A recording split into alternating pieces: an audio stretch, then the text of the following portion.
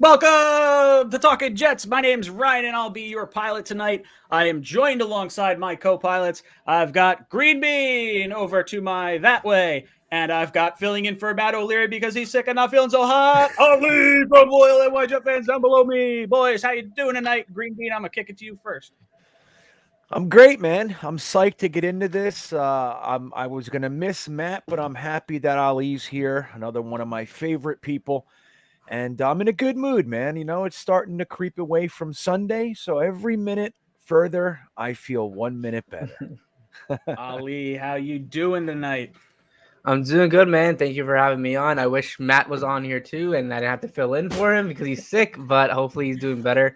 But yeah, it's awesome to talk Jets no matter what it is. I think this might be a therapy session. So let's get on with it. I love it. I love it. Boys and girls, drop a like if you're on your way into the video, into the stream.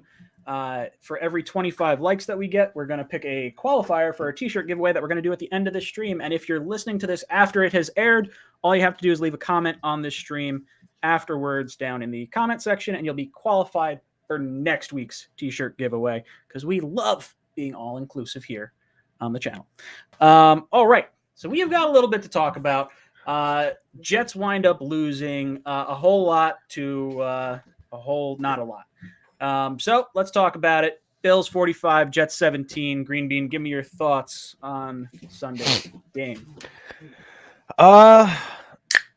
Let's see. The Mike White thing is interesting because we saw the overreaction, right? Like, look, it was exciting. It was a great day. 405 touchdowns, everybody looking good, having a great time. But immediately in the following press conference, they started asking Saleh, like, so you ready to commit to Mike White? What's up with Zach? So they created this whole thing, and Jets fans kind of went nuts. The pendulum swinging. Mike White is the best in the world to, whatever. And then it's like he has two good games because, look, Mike White did look good in the Indianapolis game, too. He ended up getting injured, but 95 yards in the first 8 minutes with a beautiful touchdown to Elijah Moore. He was on pace to do a similar thing as he did in the first game. But now he has a bad game against arguably the best defense in the league, number one in takeaways and all that sort of, statistical progress they've made over the years. And he has a bad game. And now it's like, not only is he, okay, it's not the Tom Brady thing, but now he sucks. Now he is garbage. And I even heard somebody say, and this is why Mike White shouldn't have been the backup quarterback in the first place. So it found its way back to the dialogue we were all having before, like when we signed Flacco and we didn't know what Mike White or Josh Johnson had. So I find that to be interesting. All things being where they are, I'm disappointed even with the output. I'm not happy with Saleh. I'm sure we'll get into details and everything. But the truth is, even though while it's worse than I thought it would be, this is what I expected. Very sloppy games where we looked lost, all that kind of stuff. Games where we looked really good and then we fall off a cliff. This is what I expected. Again, a little worse. I didn't want to be the worst defense in the league. At the same time, I don't necessarily feel as bad as a lot of people who are confiding in me feel. That said, it sucked, Ryan. Ali, give me your thoughts on the game, and then we'll kind of discuss everything as a whole. It's sad that I go into every game knowing that we're going to suck. And like throughout the game, I'm like making jokes instead of like feeling sad about the game. I'm just making jokes of this mistake. 4th and 1. Oh, they couldn't get the snap off. Oh, Lord, we got a 5-yard penalty on that. Like, these stupid things, they're just shooting themselves in the foot every single game. I feel like we started drives with 1st and 20, like, multiple times last game. Like, it's just they're just shooting themselves in the foot. Corey Davis trying to do too much, fumbles the ball. We could have scored points there. They're just not playing team football. They're just trying to do too much, each player, and it's costing us the game, like being involved, because we were still in the game at halftime, but then second half we were just like, we have no heart. We have absolutely no rhythm to anything, and we're just going to lose this ball game. But now with this performance, now we know what the season was about, and that's what Zach Wilson comes into the fold, is that Mike White, they were right about him being a backup quarterback, not a starting quarterback. He is the backup to Zach Wilson. Zach Wilson will be the starter this week if he's fully healthy, period. I never got into this Mike White craziness. I was happy for it. Jets won a football game because of Mike White, like all this fandom for him. But Zach Wilson's a quarterback. Zach Wilson's going to be the guy that we're looking forward to. And that's why Robert Saleh came to New York. He picked Zach Wilson over Sam Darnold. He picked him over Mike White, all these quarterbacks, and he chose him. So he's the quarterback that they want to plan around. Hopefully LaFleur. We haven't seen LaFleur in the box with Zach Wilson on the field yet. So maybe that can help a little bit for Zach Wilson. So, I mean, it sucked this Sunday. I just don't care anymore as much for like the score. And I'm just like, whatever. At this point, if they be competitive, it's a good surprise for me and a good article to write about. But so far, it was garbage game. It was a garbage game. Yeah, it's kind of where I'm at too. Like I felt like after the Patriot game, I was like, all right, blow my top. Screw this team. I'm sick of this crap. I want to win. We can't even be competitive. And then this game, like even at halftime, I jumped on Green Bean's stream at halftime over on Jet Nation. And we were talking like, you know what? I just want to be competitive. It hasn't felt like it's crazy. It's not getting away from us. We're making some mistakes. We're still kind of in it. Like hopefully we just keep it close. And Green Bean, I believe, said something along the lines like, oh yeah, we'll wind up winning, 28-24, whatever it want to be. And it was like right down the field and like touchdown. It's like, oh yeah, I said they're only going to score a field goal from this point out. Within 30 seconds, that was already done. They scored a touchdown. I'm like, okay. Right out the window. Right yeah, I was frustrated, but I'm not as upset because I think you got to realize the expectation level of this team. Go back to the end of last year and think about, okay, what would a successful season from the New York Jets look like under a new head coach, what we thought was going to be a rookie quarterback, and you want to see some progression from the rookie quarterback, which we do have to see going the rest of the way out because, it wasn't looking so hot before the injury. You want to know that the coaching staff is the right coaching staff, and I will get into that with some of the comments made about Robert Saleh and how we feel about him. But going into this, I was hoping, if we could get 5 to 6 wins, I could see as high as 9 wins at the start of the season if everything kind of clicked, if the defense played right. You had Carl Lawson coming off the edge, CJ Mosley bounces back. The offensive line is much improved. Everything else is much improved. And, by and large, the offensive side of the ball, I would say, is vastly improved from last year. And I don't know where we kind of sit statistically, but this feels like, at least since LaFleur has been in the box, it feels like the most competent our offense has been in a very long time. And that's with Mike White or Josh Johnson or Joe Flacco at the helm. So I'm excited to see what happens with Zach Wilson there.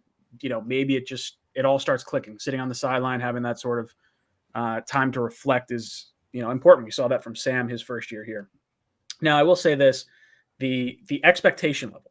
Like, realize the Jets have 2 wins already over 2 really good teams, and we've matched our total from last year. So if we wind up finishing out the season, maybe we get 2 more wins. Like let's say that's where this goes.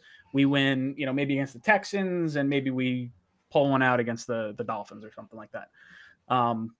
That would mean more to me, I think, because I get this fear at the end of the season when you wind up seeing like Buffalo and the Bucs towards the back end of the schedule and where they may potentially be in their playoff race. Like, I don't want to win games like Buffalo at the end of the season 2 years ago. I don't want to win like the Steelers' 3rd string quarterback. Like, that doesn't mean a whole heck of a lot to me. Like, I would like draft position, but I don't want draft position screwed up by that sort of way. Almost like the same way I didn't want Frank Gore and Joe Flacco winning games last year, because they're not going to – it doesn't tell me anything about this team. It doesn't provide any insight, I guess. So I think just fans have to sort of dial it back a little bit. I saw some reactions where people are losing their marbles, and I'm like, what the hell did you expect? We're going up against the number 1 defense. We got the 32nd ranked defense, and people are just crazy.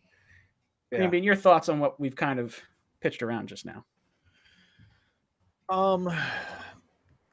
Well, I think look, the one point that that you brought up about the offense being vastly improved.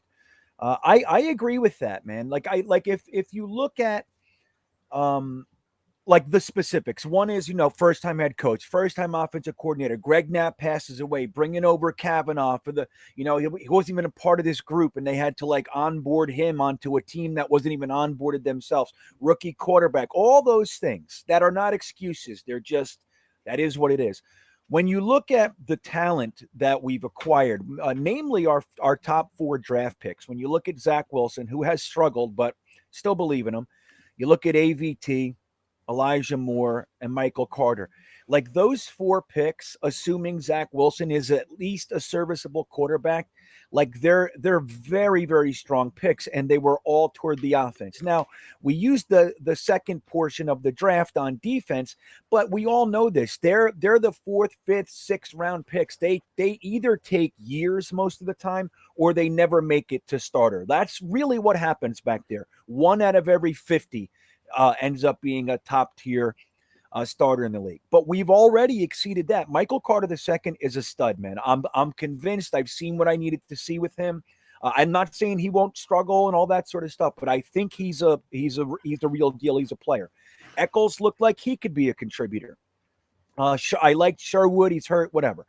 So we have all these guys that when you look at the offense versus the defense, we keyed on the offense this offseason.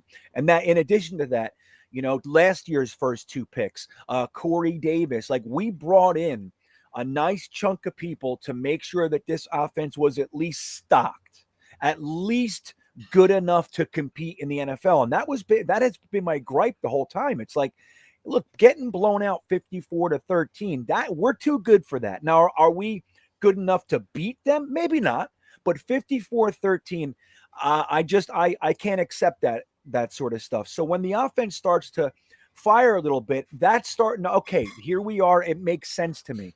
But I think that the defense being like this, when you look at the injuries and just all the specifics, how we didn't even really put into the defense yet under Robert Saleh, aren't we cracking the whip a little too early? Like for me, I mean, look, again, I'm disappointed even where we are, but aren't we like talking about firing them and all that kind of stuff? Rex Ryan, like, dude, pipe down. And we'll get into that stuff. But for me, it's just like we haven't even retooled the defense. We haven't even done anything. We gave them a bunch of 4th and 6th round picks who 99 out of every 100 Jets fans knew this is going to be rough on the defense this year. We knew it. And they're outplaying that in many ways. So I don't know. I just think, again, I just think that this is really not as bad as it looks as far as what it means. Yes, 45-17, 54 are as bad as it looks. I get it. I'm not saying otherwise. But as far as like what it means long term, I don't agree with that very, very extreme response. I don't think anybody's officially should wear the label that they suck. You know what I mean? Sure. Yeah, absolutely. Jets NY 101 and James Conca, thank you for the super chats. I'm going to get into those after I get some thoughts from Ali on this, and then we'll hammer out some of those questions and comments you guys have made.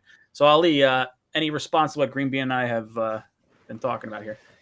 Yeah, the expectation for this team in the beginning of the season, I feel like Jet fans kind of overhyped. From the beginning, there was 2 big expectations for a team that is almost completely new, especially the coaching staff. They're all rookies, the big guns. So for this team to get Elijah Moore, Michael Carter, both Michael Carters, AVT, all these guys are rookies and Douglas draft picks, and they're doing well playing this year. That's a plus for the New York Jets. Yeah. I hate that defense is the worst defense I've seen in a long time for the New York Jets, because every year we would go in and be like, the defense will be decent. They'll be okay. The offense is always what we had to worry about. But this year it's the opposite, where we're worried about what the defense can produce because there's a lot of injuries. They just haven't played to the highest level from what we saw early in the season. The 7 sacks game that they had. We thought this defense was going to be good with Carl Lawson if he didn't get hurt. So the expectation was too big for Jet fan for this entire football team, and I didn't really understand that. Yeah, they shouldn't have be playing like that and be blown out every game, but you're seeing the younger guys that we think that are going to stay here for the future, playing well. And I think that's a plus because a lot of these guys probably won't make a 53-man roster anywhere else in the league. So right now they're just filling guys in because we have a lot of injuries on this football team. I mean, 𝐒𝐿s is on IR now too. So we're losing guys like that, especially in the secondary that was already young to begin with. You see Bryce Hall from previous draft who's playing lights out. There's guys that Douglas drafted that are playing well, and that's what we have to keep an eye on for this team. Offensive side, they over vamped that offense completely. And I think they're going to keep adding to that because they're looking at what Josh Allen did, right? In Buffalo, they added pieces there for him to succeed. Dawson Knox, Stephon Diggs, you can keep going. Cole Beasley, all these guys are producing for him. And, they built an offensive line that could protect Josh Allen.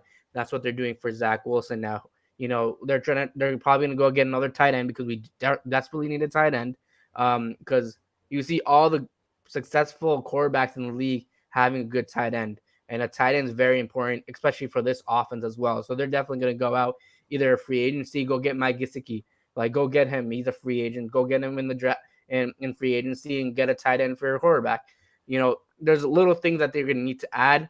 But what we need to see is when Zach Wilson comes in, can he produce? With Elijah Moore cooking now, Michael Carter cooking, let's see if they can produce now a little bit more.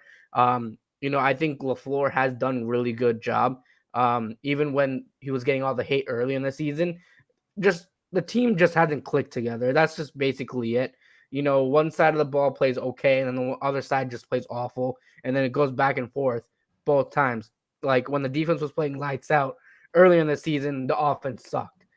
So it's evening out. They haven't played together yet, but that's on Robert Saleh. That's on LaFleur to get their guys in control and go out there, and you don't need to win the football game, but show some fight. Right. That's what it's all about. So, I mean, it's a young football team. They're going to keep learning, but there's a lot of pieces that are going to have to keep coming in, and I think they're in the right direction. Robert Saleh, the BS that he's getting for the season is just stupid. Yeah, I completely agree. For me, when I'm looking at the last 2 years, I just wanted to see offense. I wanted to see, help your quarterback. I knew going into this year, we were going to have a rough time on defense. Now, I thought that was going to be the secondary. Secondary is playing a little bit better than we were all anticipating. But you look at the assets that we brought into the offense the last few years. First, second round pick last year, offense. This year, first, second, third, first, second, fourth, all on offense. So there's a lot of money being poured into there. Keelan Cole, Corey Davis, and then the big assets on the defensive side: LaMarcus Joyner, Vinny Curry, Carl Lawson, all out for the season. So you're fighting with an arm tied behind your back, basically. So I do think that we're going to go into this offseason. We have a lot of assets, lots of money, lots of draft picks, and I think we're going to correct a little bit more to the center. I do think we're going to go after another offensive lineman. I think we go after another tight end, like Ali said. Gesicki is definitely the top on my list. I got my fingers crossed that he doesn't get slapped with the franchise tag, because I think he's a prime candidate for that.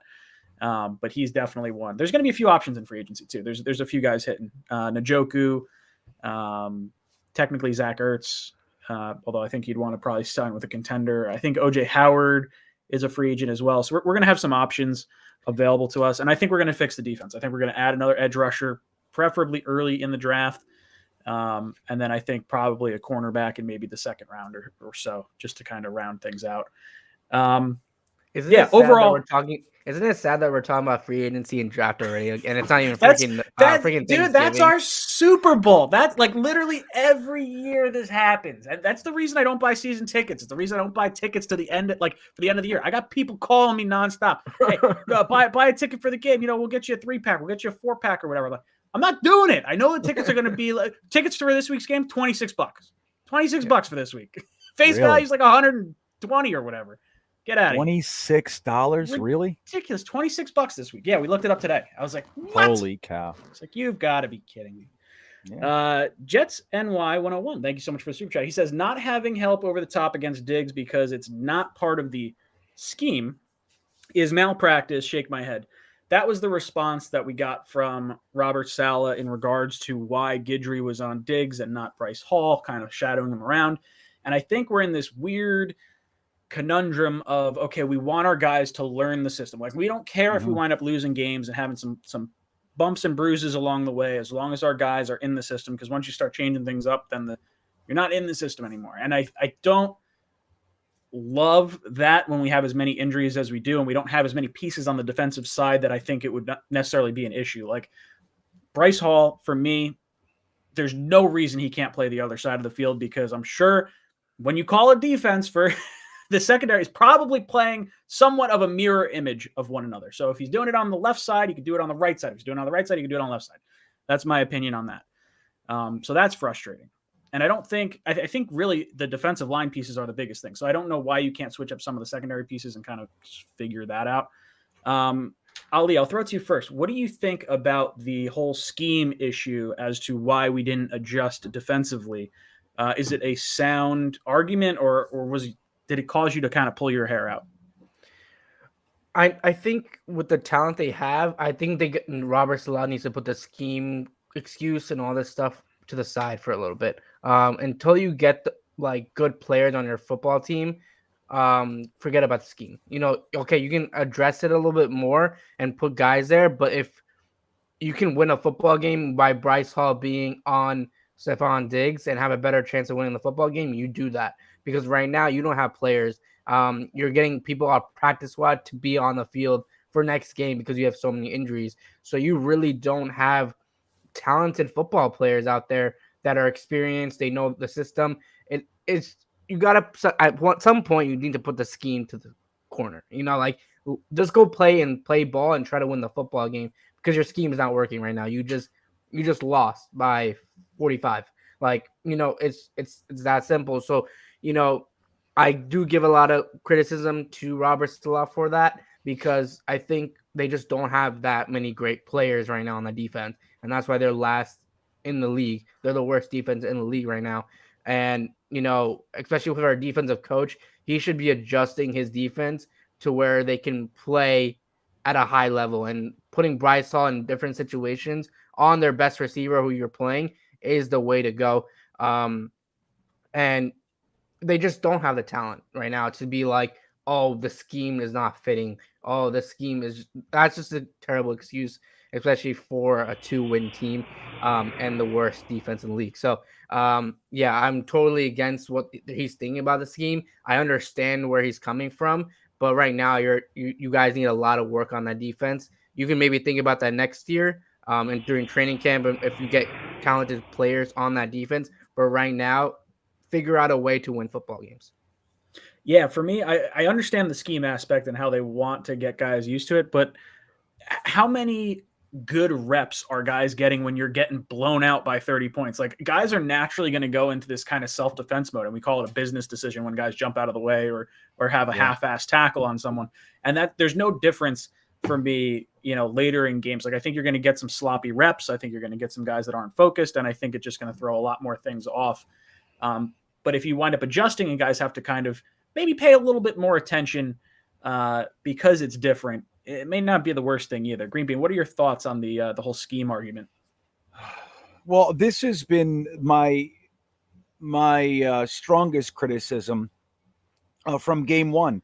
I thought that the schemes that I'm seeing are not sound, and that goes from the game call, the actual choice of plays on the offense, all the way to plays like we're talking about right there with Diggs. And I find it hard to defend. I mean, I don't agree with it. You know what I mean? I didn't agree with it from the word go. It's like, again, when we're driving, we have a couple stalled drives, up and 3, down and 3, up and 3, down and 3, and you get a drive going. When you have 3 first downs, it's 2nd and 5, and that's the place where you decide to throw the ball behind the line of scrimmage. And we did it again. We've done that play every single game.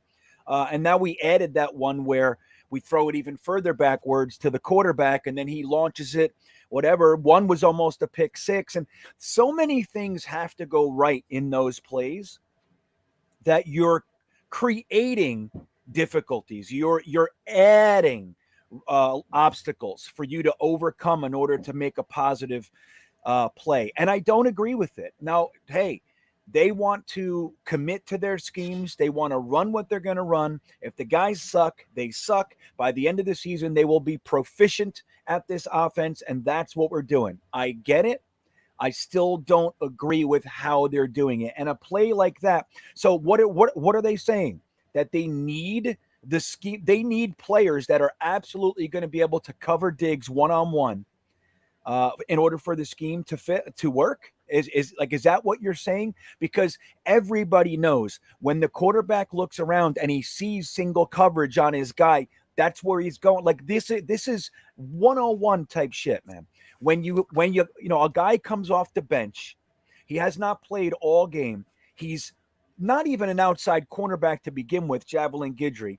And they've already picked on him, and he caught it, but just caught it out of bounds, already proving that this is going to work. You don't choose to take that away. Why? Is the lesson, look how bad you can get beat? Like, I don't know. And this is my criticism for that stuff.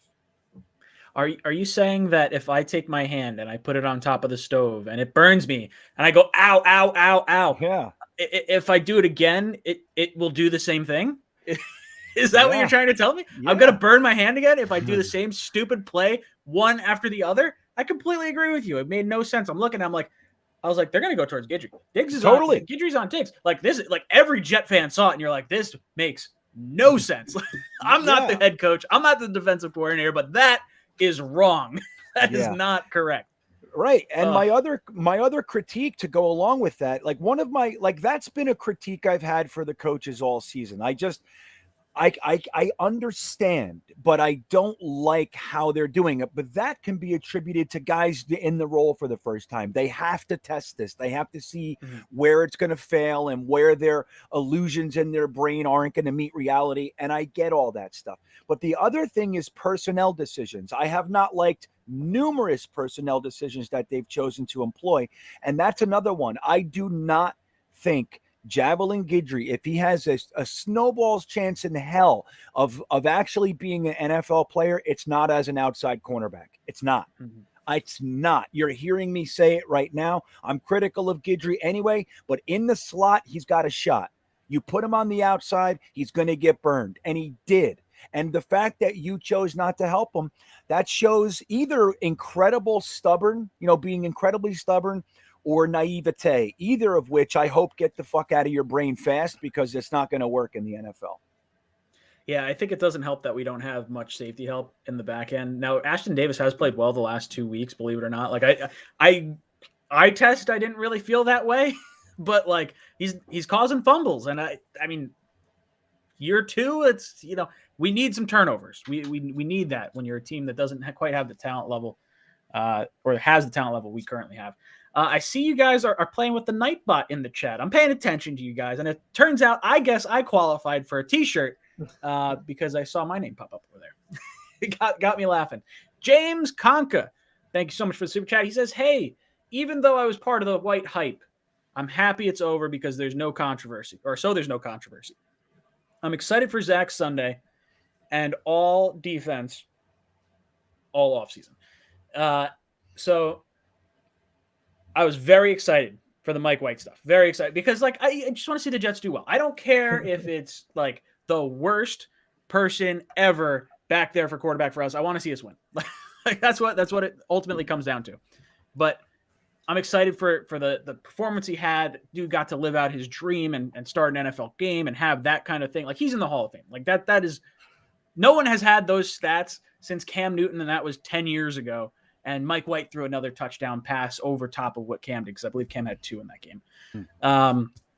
But yeah, there was a little bit of a worry from my side of things with this whole Mike White thing, and the way you saw the offensive line not get mad at the defensive players when Sam got hit twice. Like, not seeing that, And then you hear Ty Johnson come out and say like, "Oh, Mike White, like he's the guy, like this is it." And then you're hearing everything from CJ Mosley says something like, "Oh, we knew this guy was good because of him going against the first team defense."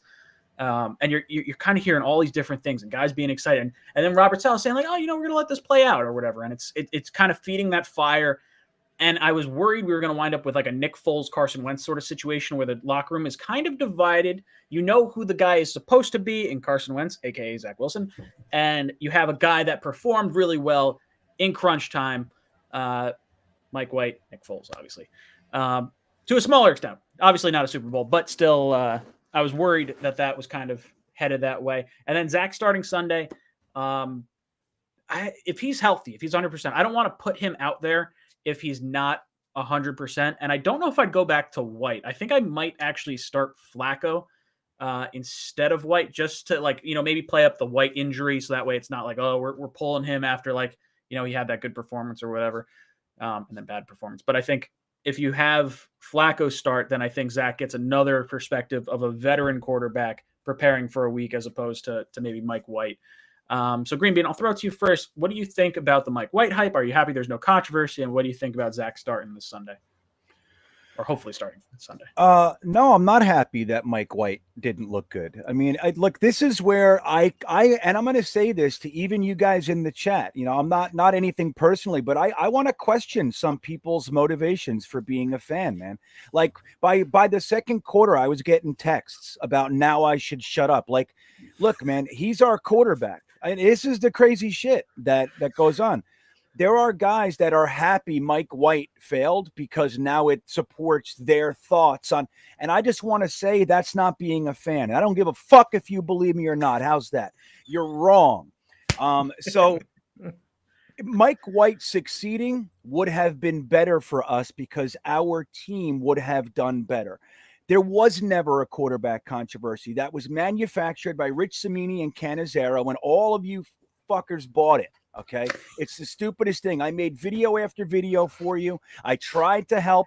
Nobody wanted to believe it. One quarterback was injured. His number two was playing. That's all that happened. Our number two playing well would have been a good thing, not a bad thing. And that's it. So no, I'm not happy that Mike White didn't look well. But again, I never saw a controversy because there's not been one again. So I think when Zach's healthy, he should play. I always said that. I said, if Mike White throws 400-yard games, then maybe you got a decision to make, man. That's the kind of stuff you don't ignore. Knew it was unlikely and it didn't happen. So I'm excited to see Zach when he comes back. Like Ali said, and I think that's a great point. We haven't seen LaFleur in the box with Zach. And I think that the 3 or 4 weeks since Zach's been injured, our offense has progressed. Some guys have come on. Michael Carter has earned more trust. Elijah Moore has earned more trust.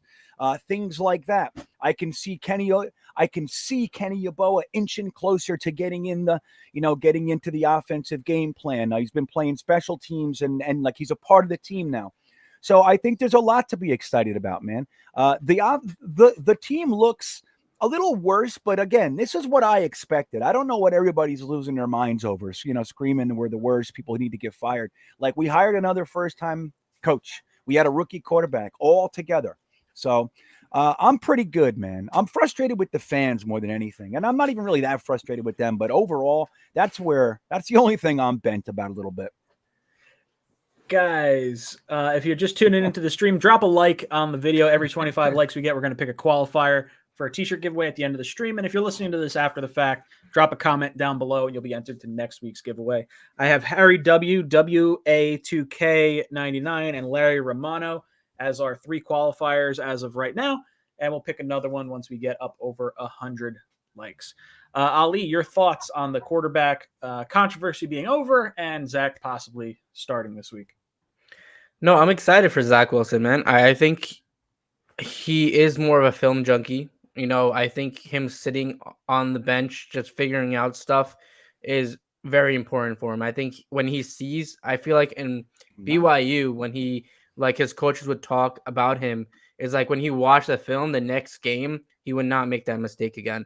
I think he likes knowledge of the game, and he watches and he learns from his mistakes. He learns and gets used to the game. Obviously, it's nothing like BYU in the NFL, nothing like it. So he's just trying to adjust to it, trying to get better as a quarterback and lead this football team. Now, something that you guys did not talk about is his quarterback coach, John Beck, is on the coaching staff now. You have not seen him play with him he's learning with him on the sidelines. John Beck, you saw on last Sunday, you saw him with them standing next to each other, and they're learning the game together. That's huge. That getting that personal coach in the coaching staff is huge for a young quarterback. Now he has a familiar face who knows all his mechanics that he's been working on with him for a long time. And now John Beck can help him succeed and, get better as a quarterback. So I'm excited for Zach Wilson to come back. I obviously I want him 100%. I don't want like a 98%, 100% for him to come back on the football field. But when he comes out, I think he'll be much more prepared. He'll be much more ready to go, just because of those little things that he's done in the past in his BYU days and all what the coaching staff has said about him. So, yeah, I'm happy there's no controversy, but it's never bad to have two good quarterbacks on the roster. It's never bad. So when Mike White did what he did, I was obviously rooting for him because the Jets won a football game. I mean, that's our second win of the season, and he played lights out, and it was fun to watch.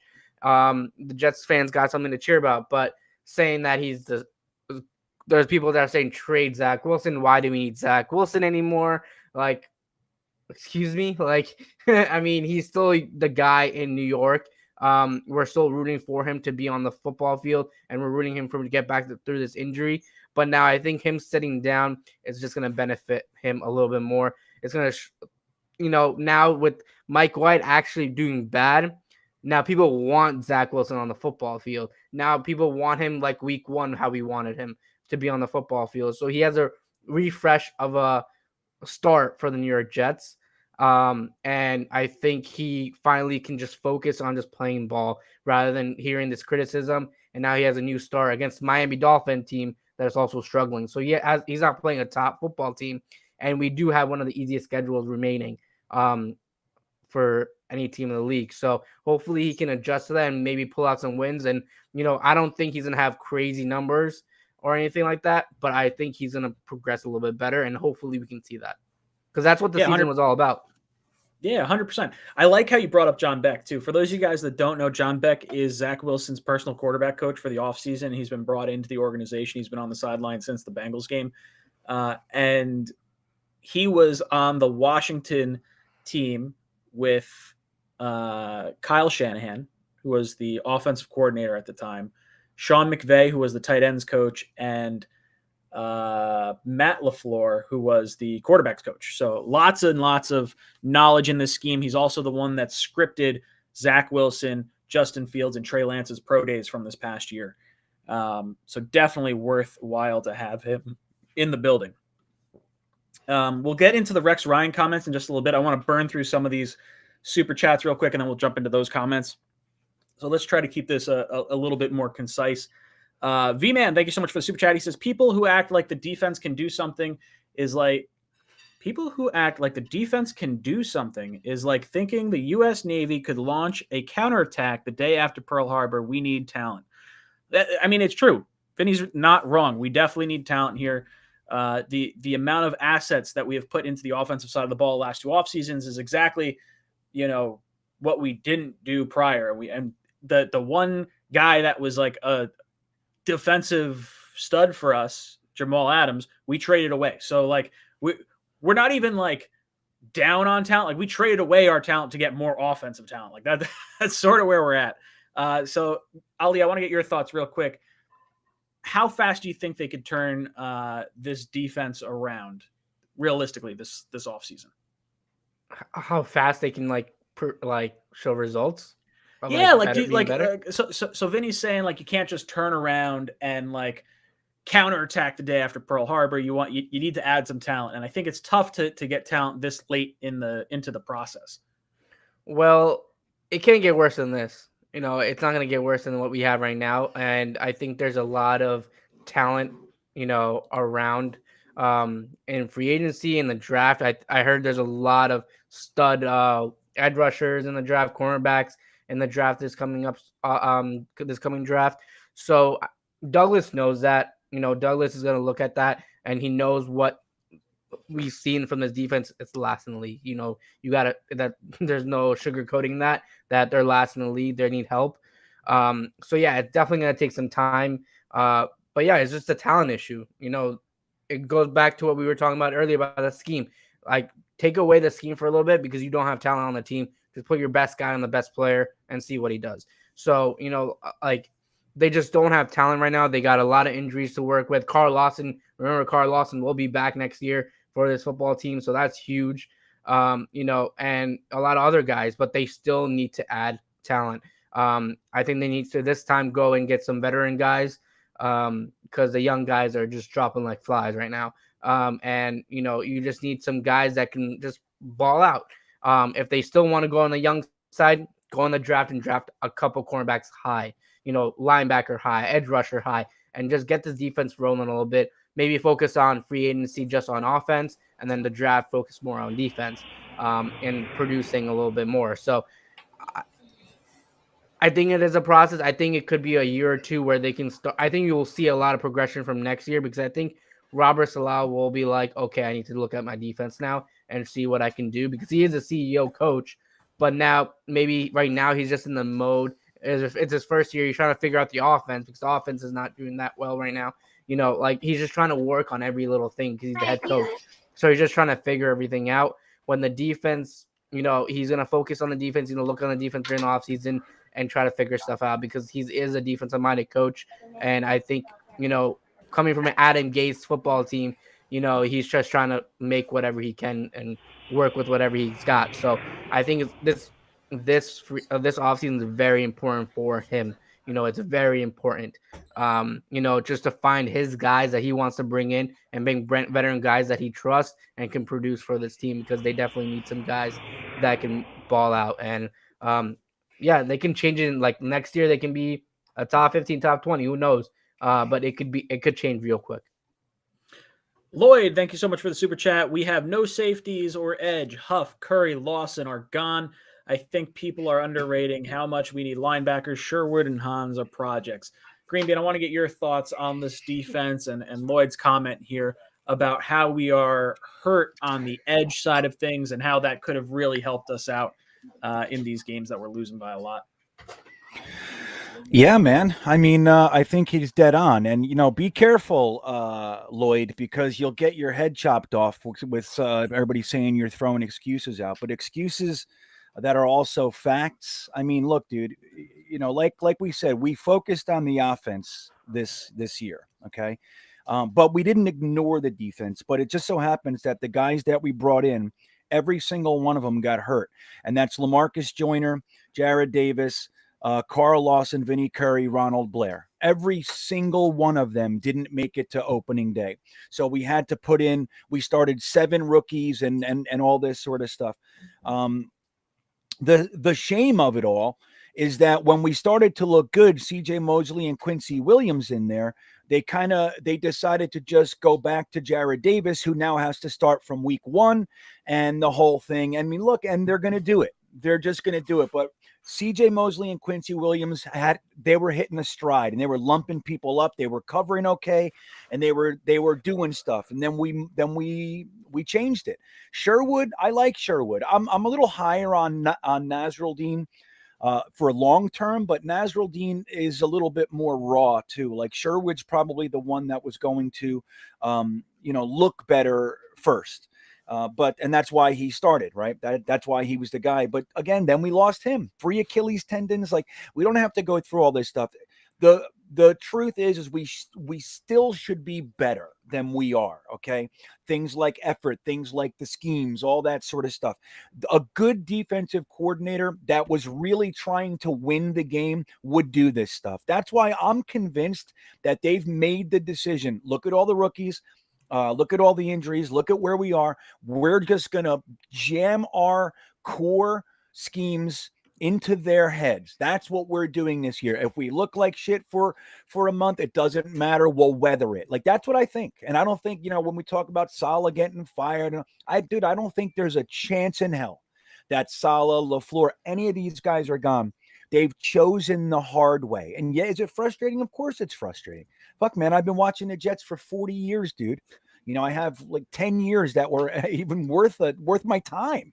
So I get it. I'm definitely with you guys. But at the same time, you have to know where we are in this thing.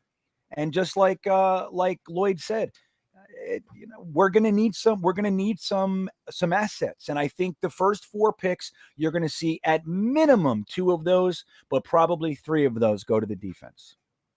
𝐒𝐿'𝐿𝐿𝐿, thank you so much for the super chat. He says, I'm sorry, Green Bean, you're right. I also want tight end and center. I'm not exactly sure. Did you hurt my feelings? I guess you may have been talking to someone earlier in the stream about who I'm you sorry, wanted James. Way to go, Green Bean. Yeah, I don't remember. Adam S says maybe we should put Jeff Ulbrich up in the booth. That maybe that solves everything. Maybe everyone's got to be in the booth. We'll put Robert Saleh in the booth too. No coaches on the sideline. No one on the sidelines. Everyone's up in the booth. RJ McPott drops in the super chat, says, how do you compare our talent to New England's talent? Because I'm tired of hearing the talent this, talent that. I did not think the New England Patriots would be as good as they are. I don't think Mac Jones is as good as people are making him out to be. He's playing much better than Zach and some of the other quarterbacks in this draft class. So I don't want to take that away from him, but I definitely think they had the 15th pick for a reason, right? We had the 2nd pick. They had like 9 guys opt out to COVID, and a lot of those guys came back this year. So that team last year was a little bit of smoke and mirrors because of the guys opting out. So unfortunately, it is still a talent thing, and they do have the best head coach to ever play the game in Bill Belichick over there. So Ali, your thoughts? What do you think about the talent versus New England? I think it's just coaching. I think it's just the veteran coaching of Bill Belichick. He's just finding ways to move the ball with Mac Jones. They do have talent on the offense.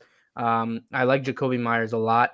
I think they're just a scheme that just works. Just works with any quarterback, and they're just able to move the ball. But I mean, the competition is not great that they faced. I mean, like Cleveland, Carolina, the Jets, and Houston, like those are some of the wins that they've had. So those are pretty sucky teams to get wins against, but they got the wins. But I just think it's more of coaching more than the playmakers. I think they just are using them correctly. And if the Jets could use their playmakers correctly, I think it would be a different ball game right now, what we've been talking about right now. They don't know. They just know how to, that defense plays. They make turnovers. They get plays. They just have grit. They're experienced group of guys. And they, like you said earlier, they got a lot of guys back from last year. So, they're just a team that just never gonna die. That's how it is. But I think just it's more of the coaching than the players. RJ McPott drops in with another super chat. He says, what happened to our wide receiver room being the deepest? Mac Jones isn't that flipping good. We need to get our head out of our peaches. I'm not exactly sure where you're going with that. No, I'm kidding. I think, look, I do think our wide receiver room is deep. Like, I think if you're talking about Corey Davis, Elijah Moore, Keelan Cole, Jamison Crowder, Braxton Berrios, like that's a solid 5. And when we all wanted Mims to see the field because the guy's talented. And I still stand by the Jets wide receiver depth is better than any wide receiver depth that we've had probably in the last decade or so. So I'm really not upset there. I've said I don't think Mac Jones is as good as he's been putting on, but I kind of have to hold my tongue on that because clearly he's outperforming us in a large way. Let's see. I saw another super chat come in here. Let me just find it real quick. NY Jets 101 says, look at the bright side. Bill's playoff drought was 17 years. We will right the ship. I don't want to have to wait 18 years. I don't want my it's too long. We're like 10 years into this. I don't want to wait another 8 years. This is bad. If our playoff drought can vote, that's not good. That's not okay. Green Bean, talk to us. Can you wait another 7 years, 6 years, whatever it is, for a playoff win? Can I? Yeah. I mean, do I want to? No, I'll wait. I'll be right here. You know what I mean? I've proven that I'm not going anywhere for whatever reason that is. You know what I mean? I don't know what I did or who did what or what's wrong with me or whatever it is. But I'm here, dude. I'm here for the long haul. But no, I don't think we're going to, man. I think what we're watching a whole host of people, from players to coaches to GMs, owners without their fingers in the sauce. Everybody's trying to figure out their role. Saleh doesn't know how to be a head coach. I'm going to share that with you. He doesn't know what he's doing. Now, should he? To some extent, I mean, yeah, you got to, when you get promoted to that position, you want to think that somebody at least has a certain acumen. And I think he does, but I think he's trying to figure out who he is. Is he Pete Carroll? Is he Kyle Shanahan? Is he, whoever is, and he's just kind of not, like he's trying to delegate, like he said, he's delegating and he's in the meetings and all the things he said. But at what point, where is your involvement on game day? And he has to figure that out. Like Gitmo Bob just said in the chat, we look sluggish, which I will concur with that statement. And we're having penalties from every corner of our universe, man. Like, I mean, we're chop blocks, special teams, holds. Like Ali said in the beginning, we started 1st and 20 at least 3 times last week. You cannot win like that. Like, just that alone, you cannot expect to overcome all these additional obstacles.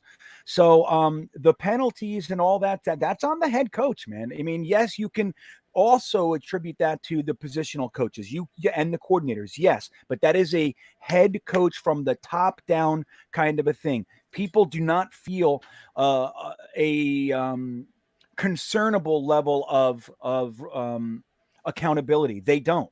Corey Davis drops passes, fumbles. He starts the next day. GVR gets,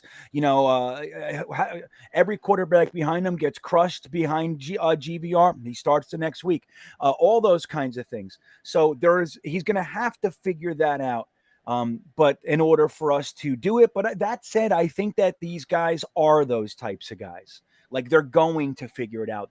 I believe that, maybe not, but hey, we're only 9 games in. I have just as much support in my idea that hope can live as somebody saying it can't at this point. But yeah, I don't want to wait 18 years, Ryan, but I will if I need to. Guys, we are picking a qualifier for every 25 likes we get on this stream. Harry W, 𝐒𝐿2𝐾99, and Larry Romano were already selected. And then we just added Jeremy Cravat. Jeremy, you are qualified for a t-shirt at the end of the stream. And if you're watching this after the fact, just drop a comment down below in the comment section. You'll be qualified for next week's t-shirt giveaway. Now, I want to get into a topic that kind of got everyone fired up yesterday or the last few days, and that's the comments that Rex Ryan made about Robert Saleh.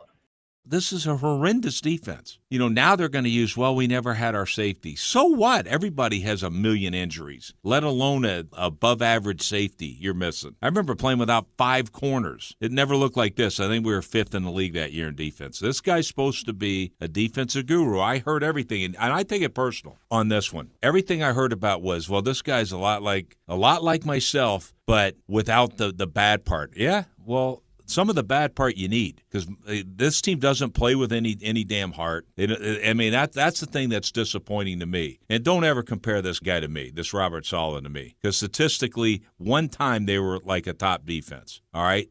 Here's one thing they're going to be familiar with. 4 out of 5 years, the 49ers were dead last in their division. So he's going to be dead last again. So he's used to that. So to me, I'm a little pissed off about it when I hear that this guy, his background's a lot like yours. No, it isn't. No, it isn't.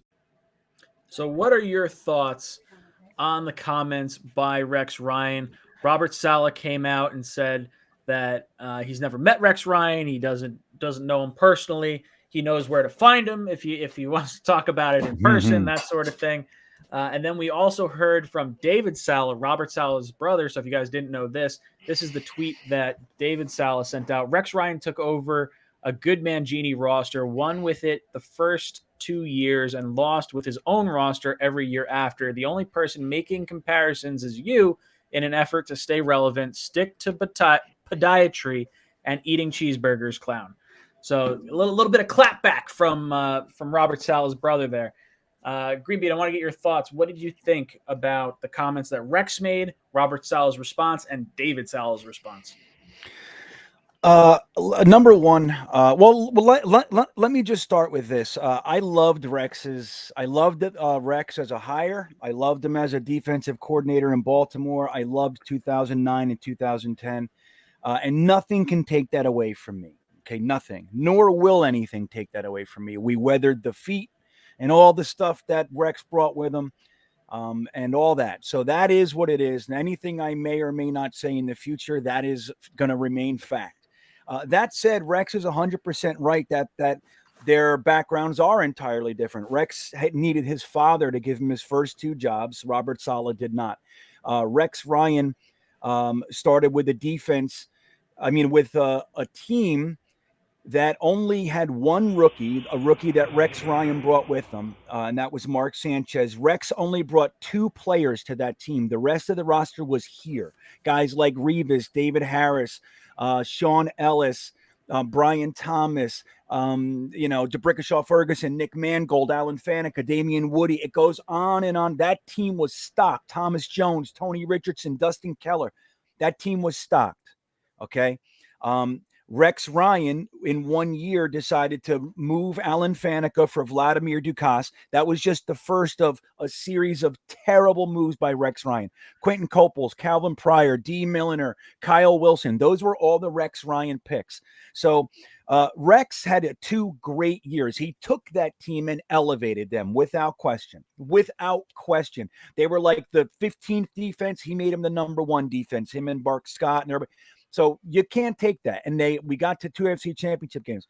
But the next 4 years that Rex was our head coach, people forget we gave Rex 6 years.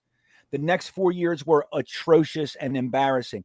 The next 2 years in Buffalo, the same thing. He was a complete failure. So I just don't understand why in somebody's first 9 games as a head coach, you feel like it's this personal attack that anybody said Robert Saleh was good. Are you the only guy that can be good in this NFL that was a Jets head coach? It sounds to me like Rex Ryan has his feelings still very, very hurt.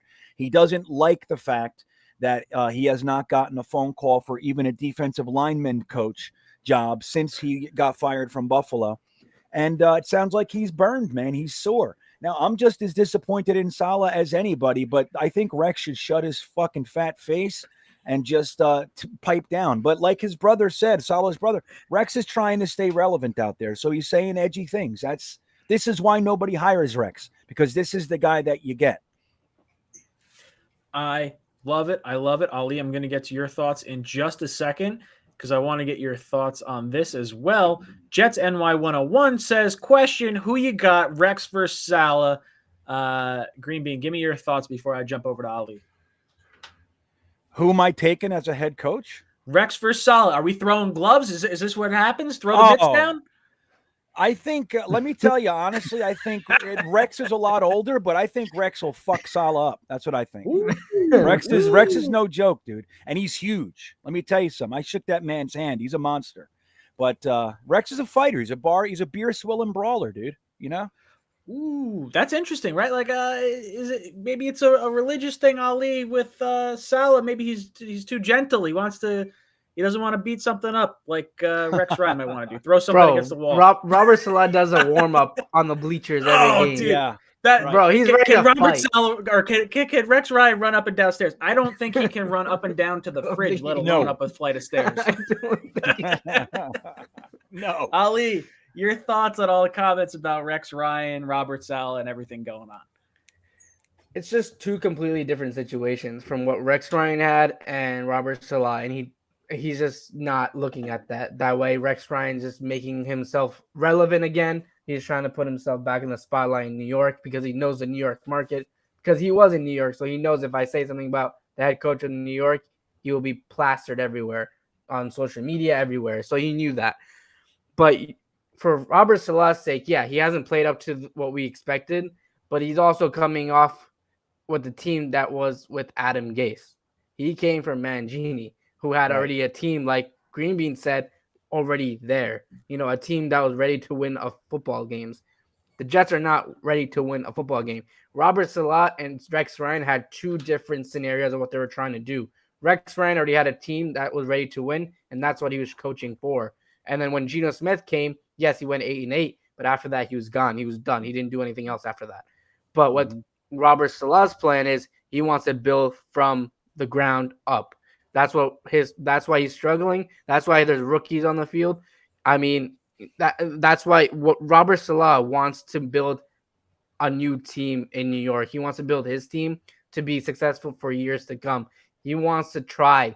I don't know if he'll succeed, but he wants to try to build a dynasty franchise team in New York. He wants the Jets to be successful for years, and maybe this is an obstacle that we have to go through. And that's what kind of what Robert Saleh's thinking is. Rex Ryan came in and was just ready to win football games because he had a team to win football games. You had Prime Darrelle Revis, Antonio Cromartie, David Harris, all these big guns on defense that are ready to play football. But now you're just trying to develop these young guys, and that's what Robert Saleh is trying to do. And I believe Robert Saleh is more of a players person than what Rex Ryan was. Obviously, everyone loved Rex Ryan on the roster. Even the last game in Miami, everyone loved him, was ready to go. But Robert Saleh brings a different aspect of it. Before we hired Robert Saleh, everyone was like praising him. Why did he choose the Jets? He could have gone to a contender, but he's trying to change the culture in New York. It's going to take time. It's New York. You went from an Adam Gase football team, and you're trying to rebuild. So, I mean, I really didn't care about what he said because I know it was garbage. Everything he says is pretty much just like for headlines, and he wanted it just to make a headline. And Robert Saleh doesn't give a crap about this stuff. He really doesn't care. You saw in the press conference, he's not going to do anything. He was on 𝐒𝐭𝐭 show, and he's pretty much, I don't really care. I'm going to go coach a football team. You start speaking online. That's all you do for a living. So it's just two different scenarios, man. It really is. And I think Rex Ryan did well with us, but Robert Saleh is trying to do a different thing for the New York Jets. So yeah, 100%. You look at that 2008 team that Mangini had prior to Rex getting here, and they finished 9-7, but they were like 8-3 before Favre wound up getting hurt. That was a team poised to make the Super Bowl. If Vernon Gholston doesn't flop the way he flopped, there's a real good shot the Jets wind up winning either in 08, 09, or 2010 a ring there. So I think the level of expectation with both guys coming in is vastly different. Now, I don't think Rex is wrong. I do think he's right to be critical of Robert Saleh, but I do think that he would be blind to not acknowledge the vast differences between both rosters and where the teams are at right there. Look, I'm totally in Robert Saleh's corner. I think he is the right head coach. I think he's got a cool, calm demeanor. And I think when people say he's not, like, he doesn't have the bad aspects of Rex Ryan, I think he's totally right. I mean, we have to see the good aspects as well. Like that, like you want to see the top level defense and guys getting healthy and starting to put guys in the right position. But the 49ers team out in San Francisco, they were bad the first 2 years Kyle Shanahan got there. And then they finally hit on all cylinders with Nick Bosa and Jimmy G getting healthy, and they wind up going to a Super Bowl. So it takes a little bit of time. You got to get the right players in there, but I think the Jets are really poised to go in the right direction. I think even though this season looks like it might be I don't want to say a loss, but it's where people kind of get doom and gloom on things. Don't look at that just yet, because we got to build up. 2-14. That is a rough season, and we kind of got lucky on that. on some of the wins last year. I don't think anyone would have pegged us to beat the Rams last year. So just some thoughts, I guess. Things going around, floating around my noodle. Ali, I see behind you. Is that the Game of Thrones books behind you right there? Yep. It definitely is. I've got the same set. Yeah, I was just like, I love the show, so I'm just like, I want to, like, I'm a sports journalism like type major. That's kind of what I am, sports communication, all that stuff. So I'm just like, I should probably read because like I write articles for a living. I do all this stuff. I should probably start reading stuff. So I'm like, let's start with something I like. And I started with the first book. It's awesome. It's literally amazing. It's like best. they miss so many things in the show that I'm just like, Totally. wait, you guys, because I'm also watching the show while doing it. So I'm watching per episode and whatever it is, and just watching it with it. And it's the best. It's literally the best because it's just like you read for like a half an hour, you finish like 25 pages or whatever, and then you go to the show at night, and then you're just like, wow, they missed so many things from what they put in the book. So I'm just like, this is awesome. This is really good. Yeah. I read those pastime. Yeah, I read those twice. I read the entire 5 books two times. I listened to it in my car too. The narrator on Audible for that is the best, dude. The best ever. Oh my God. One of the best. He just died a couple years ago. His name was Roy Dotrice, one of the best narrators, a thespian. He was actually in Game of Thrones. You'll see him. He makes the green fire for the king, for the queen. You'll see later, Ali. But no way. Yeah, that's Roy Dotrice. He died. He's like the best. I don't know who they're going to get if George R.R. Martin ever finishes the series. But he's a Jets fan too, Ali. Did you know that? I have a huge project I'm working on about Game of Thrones right now. Huge. Oh, really? It's going to be the biggest thing ever. Yeah, but you're going to love it. I did the first time I did it, I watched the show just like you're doing. I watched the show and read it. And I would get mad at my wife for not telling me shit. I'd be like, how do you let me think this is going to happen? You know, she was ahead of me. Oh, it's brutal. That's good for you, man. It's the best. The last season, so we had like watch parties for the last season. So literally the last season, I was just like, after every episode, I was just like, this is terrible. What are we watching right now? Like, I'll just be, especially at the end, I'm just like, what is this crap? Like, why did end like such a great show ended like so badly? And I'm just like, come on. Like, I mean, I would say I didn't hate it as much as other people do, but like it still was pretty bad. My favorite episode is definitely the end of season 2 with the Battle of Blackwater Bay. And don't tell him yet. No, he's seen I already watched it. I already watched it. He's watched the series. Okay. He's just reading the books and he's rewatching. I'm just reading the at books the same now. time. I'm not watching the books. So the first book is basically the entire first season, like almost verbatim, with the exception of like the tiny details. Like they go into like the different metals around the chain of the maesters and things like that, and like a whole lot more. I round up reading the first 3.5 books. I think I'm halfway through the 4th book, and I've been stuck there for like 4 or 5 years. I haven't picked up because I read when I go on vacation. I used to be a lifeguard, and I would sit at the pool when people weren't in the pool, and I'd be able to like blow through books. And then I wound up getting a different job, and then books kind of went to the wayside, unfortunately. But it's a really, really good series, and for me, I think the last really good episode that I enjoyed, I shouldn't say the last one because there were a few good ones. Like I really liked Battle of the Bastards. I thought that was a cool one. That was awesome. That was the last strong episode, I think, of the series. And then maybe before that, Heart Home, I thought was really good as well. One of my favorite scenes is when like finally everyone accepting Jon Snow as the King of the North. And like literally everyone's in that like area and everyone just starts cheering King of the North. That's probably that gives me goosebumps every time I watch that. And then it didn't fucking matter. Like, I know, right? But not like they when forgot Robb everything. Stark, you didn't get that when Robb Stark got that? Oh, I love Robb Stark. Robb Stark was my favorite character until I loved Robb Stark. What'd they call him? The Young Wolf? No, I liked Arya. She's probably one of my favorite characters. Arya. Yeah, I think she's just a badass. Dude, she's like a straight up badass. Yeah, she's legit. Oh, if you had to say one player on our team, because let's steer it back to Jets. One player on our team embodies someone from Game of Thrones, who would it be? Let's see. I would say Jon Snow. Very similar to our boy Zach Wilson. He's downtrodden. No one thinks of him. He's the bastard. Everyone wants Mike White. They're cheering for him. Well, Zach Mike White would have been Jon Snow, though. He would have been. He would have been. Robb Stark is basically Zach Wilson. I shouldn't. Zach Wilson is Joffrey.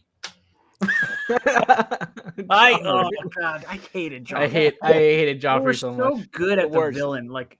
Yeah, So good. piece of shit. Ugh. Who didn't hate that guy? Everybody hated. That's how you know it was good. Everybody. There was not one person that said, "I like that character." Nobody. They hated him. Adam Gase's Baelish. Ooh. Totally. If he was smart enough, he would be. Littlefinger. Our buddy Joe S says Revis was the reason Rex had great defenses. I wonder where we finished. When was Rex fired? 2014? I think so, because 15 was 13. Orson Bowles, right?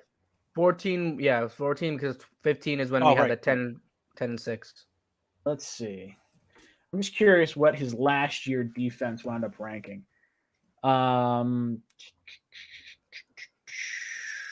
Jets.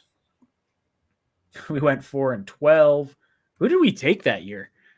2015. 4-12. I need some help. I have no idea who it would have been. Wait, in the draft? Yeah, if we went 4-12, 2015, who would we have taken? Yeah, the draft's roster 2014. Well, it would be 2015 would be the draft because 14 was the season. So it would be. I'm going to see if I can figure this out without anyone saying anything. Todd Bowles' first year. Calvin Pryor, I think, was 14. What do you want? I got it. Calvin Pryor was 14. Was it the Devin Smith when you drafted Devin Smith? Yeah.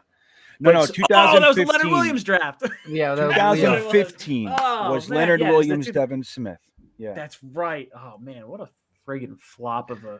Didn't we draft Petty that draft? Bryce That was Petty? the 4th round, right? Yeah. I believe Yeah, so. no, I think and that's right. and Mac traded up for Petty. People forget that. He traded up for Petty Mac's just like so he bad. traded up for Edoga, dude.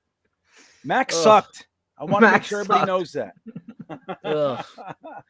Not good. Yeah, dude, Mac like just totally Oh, smacked us Lorenzo around. Molden, remember him? Ugh. Yeah, what a great draft. Leo, when we literally had the Sons of Anarchy, just about. We had Richardson, we had Muhammad Wilkerson, we had Snacks Harrison, and he goes and drafts fucking Leonard Williams. Then he takes Devin Smith, who I remember I was like, oh my God, really? And then I liked Smith. Lorenzo Malden. I didn't like I was a him fan one of bit. Smith. I liked the idea of getting a deep threat for Geno Smith because I thought his deep ball was actually pretty good, and we just didn't have the weapon. And The unfortunately, idea just was didn't stay healthy. good. The player was not. That's Correct. exactly Correct. right. I can't argue with what you're saying, but I did not like Devin Smith. Truth is, the guy I liked didn't work out. He had like a good 2 years. Was Jalen Strong? That's who I wanted, but he didn't work out either. But anyway, yeah, there was almost no picks that Mac took made sense to me. Almost none. I was like, I have no idea what he's doing. None. The year we drafted Jamal Adams, I really wanted Buda Baker. Buda Baker was kind of like the safety if we had to take one, but I was super hyped on Jamal when we were like at that point because I'm like, you know what? If we're not taking a quarterback, like they like Hackenberg. Like that's the thing. They like Hackenberg. Ugh. And then if Hackenberg doesn't work out, you got this loaded draft of quarterbacks with Baker, Darnold, Rosen, Josh Allen, Lamar Jackson. I got captured in that thought process, and it's not necessarily wrong, but that's the reason you don't want to push your chips into next year. That's the whole reason I was very for drafting Wilson this year over passing on the quarterback because this draft doesn't look very good from a quarterback perspective. Let me tell you about Hackenberg. So it was day 2, right, when we drafted Hackenberg, and I called that, like I said that on my page and people were like, why, like he's terrible, whatever. I'm like, that's not a pick that I would make, but that's a pick that the Jets were making because I think they met with him like twice or 3 times with Hackenberg. So I knew Mike McCannon was like, if he's there, I'm gonna get him. I'm gonna get this guy who was absolute garbage, but. I knew that pick was coming, and I was trying to prepare Jet fans for that pick the next day. No one was listening. I'm like, I told you he was garbage. But which one was that? The Hackenberg pick. Hackenberg. Oh, I stand by that pick being the worst pick in Jets history. 1, he never played a snap, and 2, we passed on Watson, Mahomes. You wind up trading up all those second-round picks to get Sam when you could have had Quentin Nelson. And then if you stretch that out another year, you're talking DK Metcalf and like a lot of other like really solid pieces. And it just kind of all crumbles down from there. That pick was horrible. I'll tell you a quick story. I heard a rumor from a fly on a wall that the whole reason the Jets wound up pulling the trigger on Hackenberg was there was a phone call made on draft night, and the person on the other end of that line was not associated with the New York Jets at the time, but this person really liked Hackenberg and gave the go-ahead to make said pick. That person was not on our coaching staff year 1. They were on our coaching staff year 2 with Hackenberg. Do you know who that person was? Green Bean or Ali? Speak up. Wait. So the draft night that Hackenberg was picked, they received that phone call? They made a phone call. McCagnon made a phone call. Actually, no, I don't think it was McCagnon. I think it was who was it? Yeah, it was McCagnon. No, it was probably McCagnon. Well, I wasn't sure. Who's the Jaime was the other one? I'm pretty sure it was a McCagnon. Oh, you mean Heimerdinger? No, not Heimerdinger.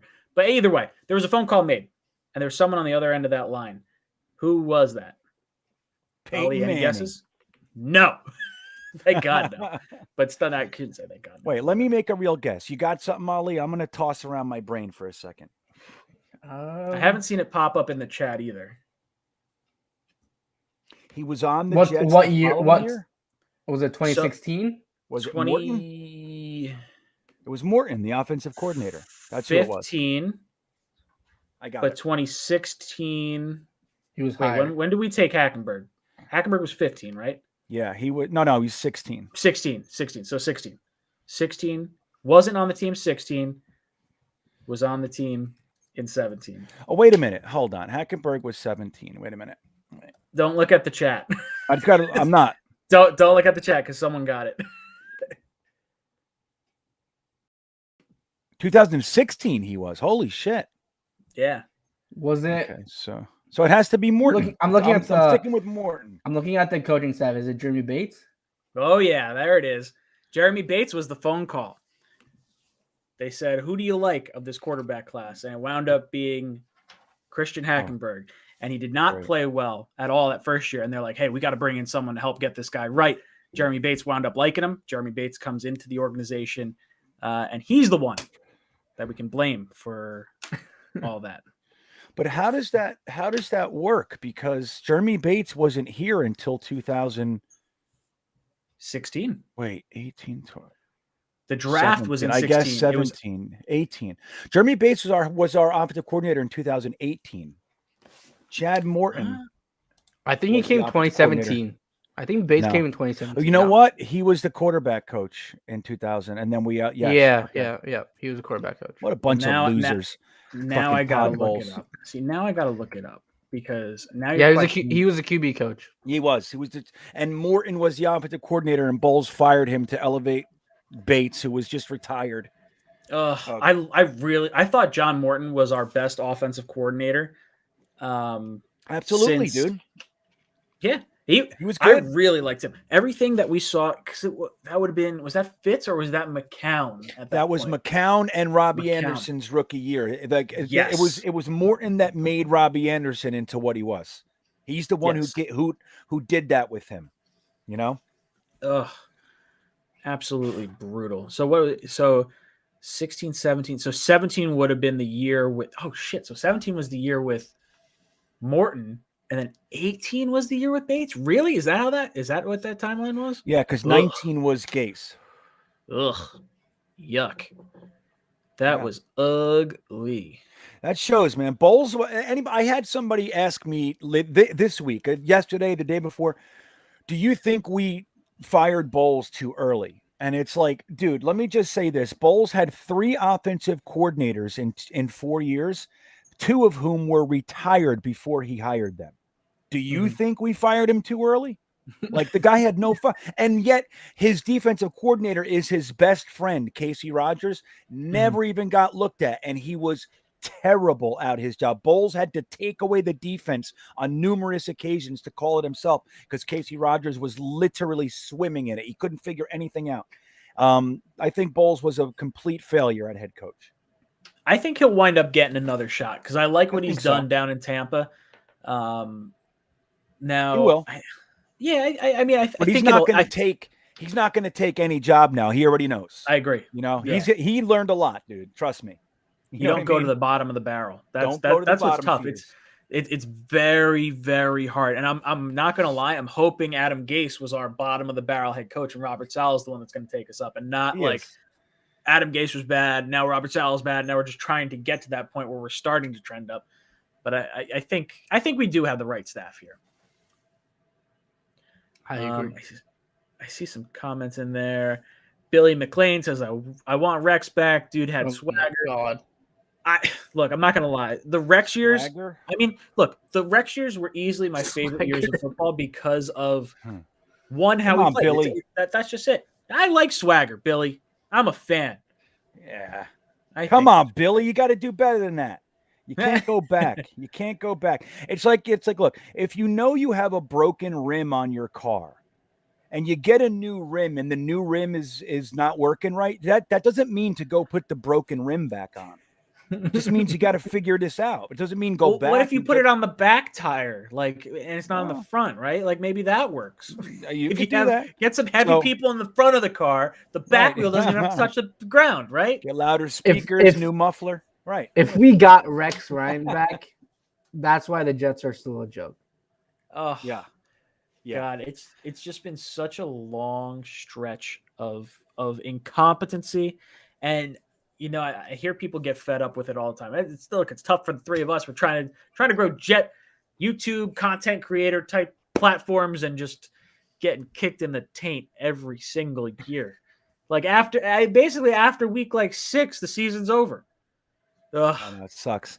This season's not over yet, though, man. That's true. It's not. Dude, I'm we always just excited had 1,000. We had 1,000 yards of offense, Ryan, in 2 weeks. Yeah.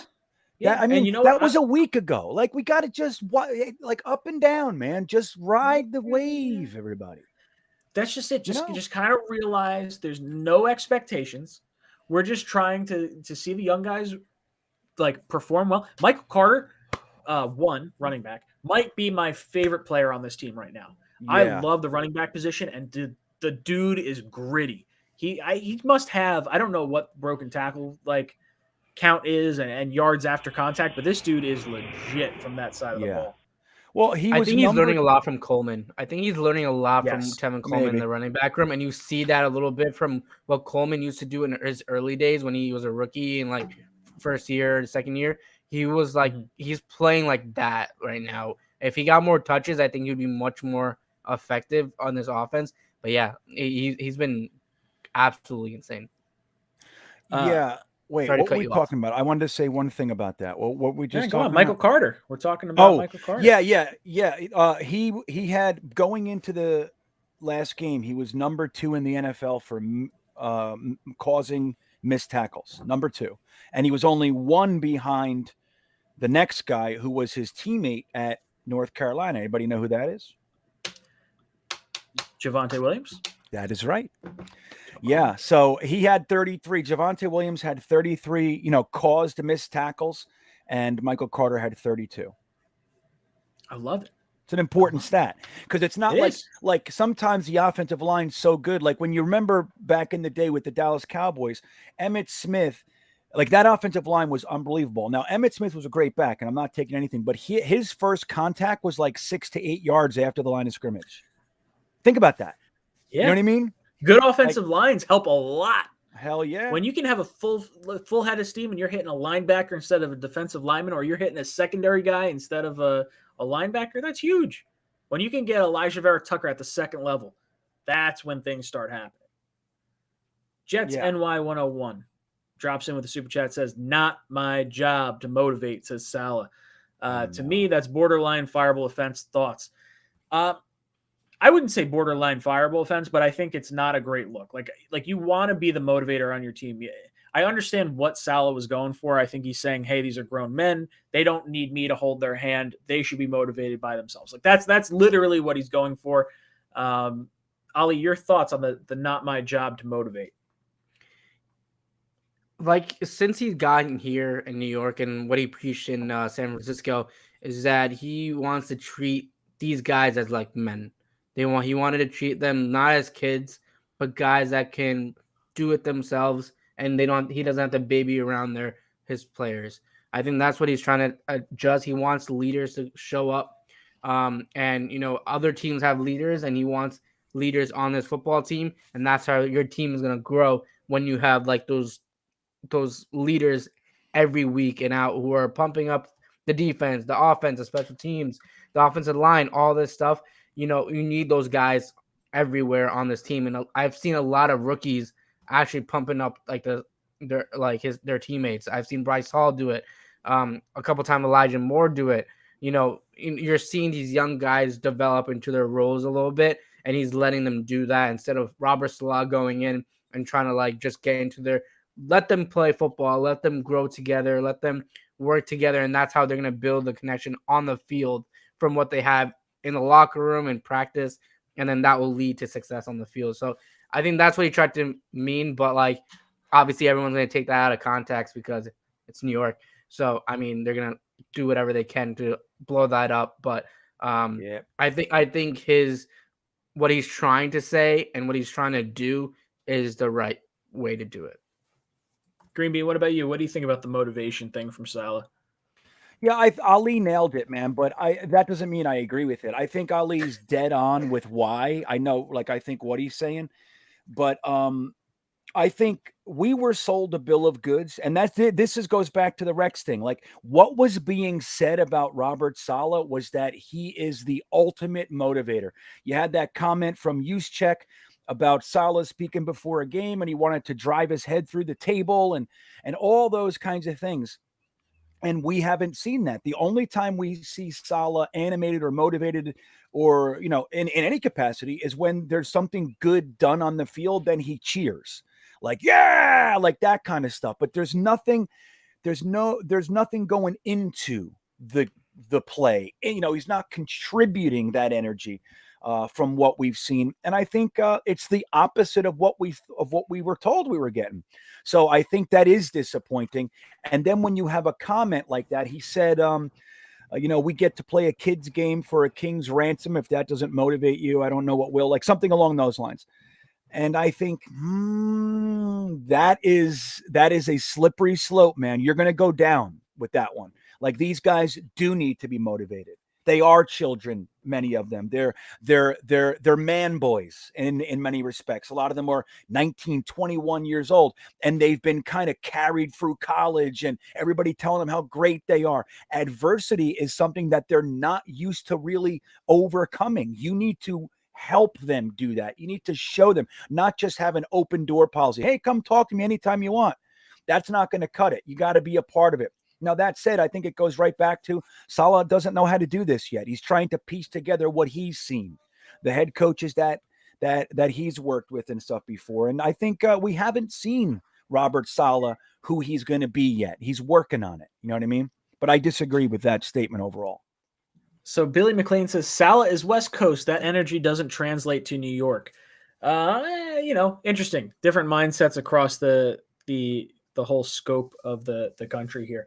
I think I'll say this. I want Saleh to be the motivator. I want people to run through a brick wall. Like you see this guy get energized on the sideline when a big play happens. Like, that's what I want players to feel and get excited about. That said, I think he understands where this team is at skill-wise. And when you start having all this rah-rah confidence, we saw it with Rex Ryan in the later years of his regime, and it starts falling on deaf ears, and it starts getting old. You're putting a target on your player's back. And I think having a more composed demeanor about himself is one of the better aspects of Robert Saleh. And then, hopefully, look, there's a reason why guys around the league all chirped out when Saleh was hired. Like, this is a guy we want to play for. Deshaun Watson, Richard Sherman, countless guys across the league. We're all praising this move. And I think we just need to give it some time and understand that we're not here. If we were preaching that sort of stuff and we were losing the way we were losing, Robert Saleh would be on way more of a hot seat right now than I think he is. I mean, no one should be on the hot seat, I think, at this point. I think LaFleur has kind of turned it around after being a little bit more on the hot seat, kind of getting grilled. Defensively, I guess maybe 𝐒𝐿𝐵RICK could be on the hot seat. 175 points in 4 weeks is really not great. But you always have that, hey, our defense is abused by injuries. We haven't spent the assets on it and all that sort of stuff.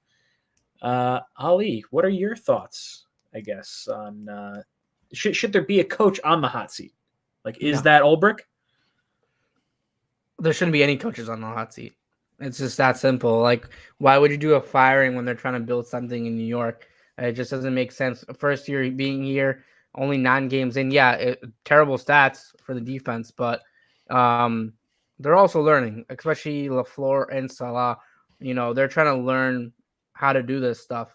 And I do agree that for the leadership part of it, like Saleh, he was brought in to be the CEO type head coach. He was, but he tried to get the players to do the leadership themselves without him getting involved. I think that's what we've seen. But I think now at this point where the season's kind of a down low, you're getting your quarterback back. You're getting these guys back. Pump them up a little bit. I think that's where now he needs to step up a little bit, see if they can go off of him, and then see if the leadership goes to other players. That's something leading by example. I still do think this coaching staff can win football games. They just have not gotten everything together. I feel like every time they succeed on something, 10 new injuries come on the roster. There's just always something going on with the team. But for the offensive side of the ball, I think LaFleur, all year has done pretty well. I don't the criticism that he faced. Okay, he faced it, but I don't think he was that bad for what everyone was yelling him at. I think the offense just wasn't clicking as an overall, like, player-wise. I think his play calling was it was not bad, but he's learning. You can see him learning from the beginning of the year to now. And that's what we need to see of him learning. And now we got to see if LaFleur can do that with Zach Wilson for the rest of the season. See if those guys can start clicking on the field. That's your W for the year. That's your win and for the season. If LaFleur and Zach Wilson are on the same page and the offense is moving, you still see Michael Carter. This is a perfect time for Zach Wilson to come because the run game is finally going a little bit. When Zach Wilson was on the field, the run game was not existent. Now the run game is going a little bit. Elijah Moore is stepping up. Guys are stepping up a little bit. So I think it's perfect for him to come in right now because the run game is going. He can hand off the ball. He doesn't have to do too much thinking. And, you can keep moving the chains a little bit. So right now, I think the coaching staff is just learning and as a beneficial for Zach Wilson and for the future of the young guys right now. So it would be awful. It would be the same old Jets if there's another firing. Yep. So I want to switch gears a little bit. I want to talk a little bit about the draft. I know you guys we're halfway through the season. We shouldn't be doing this, but I'm keeping an eye on the standings there. The Seattle Seahawks wind up losing to the Green Bay Packers. Jamal Adams gets his first sack in just a shade under a decade. First interception. Yeah. A shade under a decade from a starting quarterback, not named Jared Stidham, not named who's the other one? Friggin' the Lions backup quarterback. Whatever. I'm losing the name off the top of my head. But yeah, finally gets it. Jets wind up. So with our pick, we're sitting 3rd. With the Seattle pick, we're sitting 7th. I have the Tankathon first round mock here. So I want to just pull it up and we can kind of just go through it and sort of give our thoughts about the selection they have. They have us taking Derek Stingley Jr. at 3 and Tyler Linderbaum, the center out of Iowa, from number 7. That's a banger. Yeah, I think I would bet a lot of us in the chat and just kind of in Jetland in general are very much behind the Tyler Linderbaum pick. I will say this. McGovern hasn't played horribly. He's actually been okay. I think he's grading as a top 10 center this year, if I'm not mistaken. He is. Mm-hmm. Now, that doesn't mean that's the long-term answer. Maybe it is better in the long run to bring in Linderbaum, have him play center, kick McGovern to guard, or whatever. Because McGovern's only on this team for 1 year after this season. So it's going to be interesting. Yeah, that's what I was about to say. That, if you get Tyler, you're kind of set for the offensive line. You have us three guys, Makai, AVT, and then Tyler, you would have an offensive line for years, years to come. McGovern's not your future. Those three will be your future for the Jets, and I think that's what they're trying to build. If he's available for us, you draft him. He's just that good.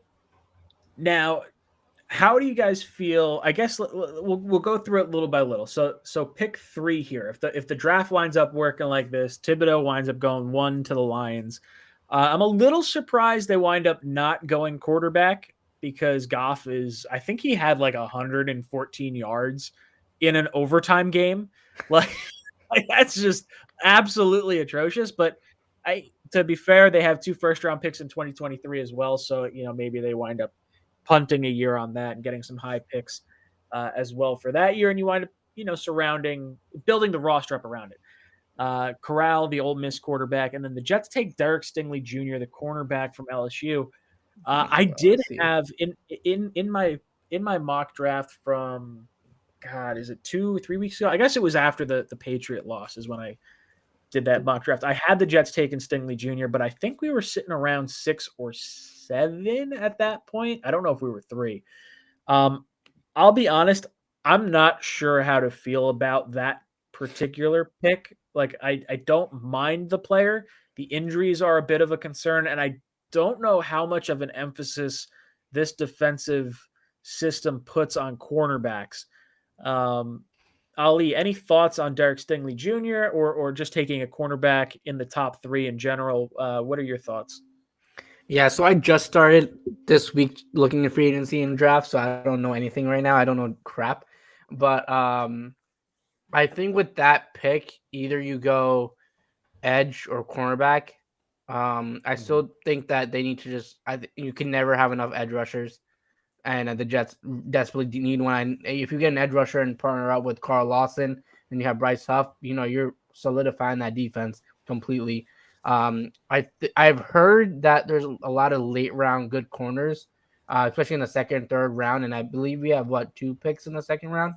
Yep. So I think one of those picks could end up being, we have 4 picks in the top 55 right now.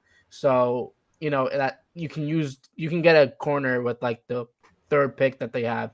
So I think corner is a little bit of a risk going this early. With that, I think they could get an edge rusher and be more safer pick, and then maybe offensive line, and then maybe go cornerback, and then maybe a wide receiver. That's a throw in a wide receiver because you can never have enough talent on your team. So yeah, that's kind of what I think. I don't really like the cornerback pick at 3 as of now.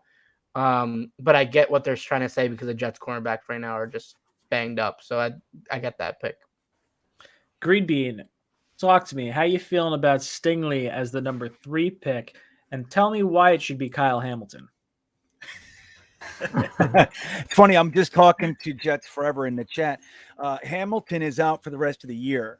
He got injured pretty bad. And I hate using top end of the first round picks on injured guys. I just don't do it, man. I don't like to do it. No, I don't do it, period, because I don't get to pick anybody, right? But in my brain, in this very important world that is the inside of my skull, I wouldn't do it. But so that's concerning. I do like Hamilton. If given the choice between Hamilton or Stingley and all things were equal, I take Hamilton all day long.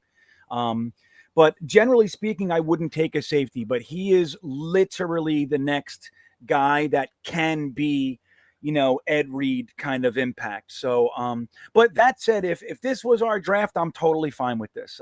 I really am. I think I'd like to see a cornerback. If we take a cornerback, it's got to be a guy in the first 2 rounds with just, top heavy upside. Because I don't want to stack more 5th, 6th round pick cornerbacks on top of what we have. We already have a whole bunch of those guys.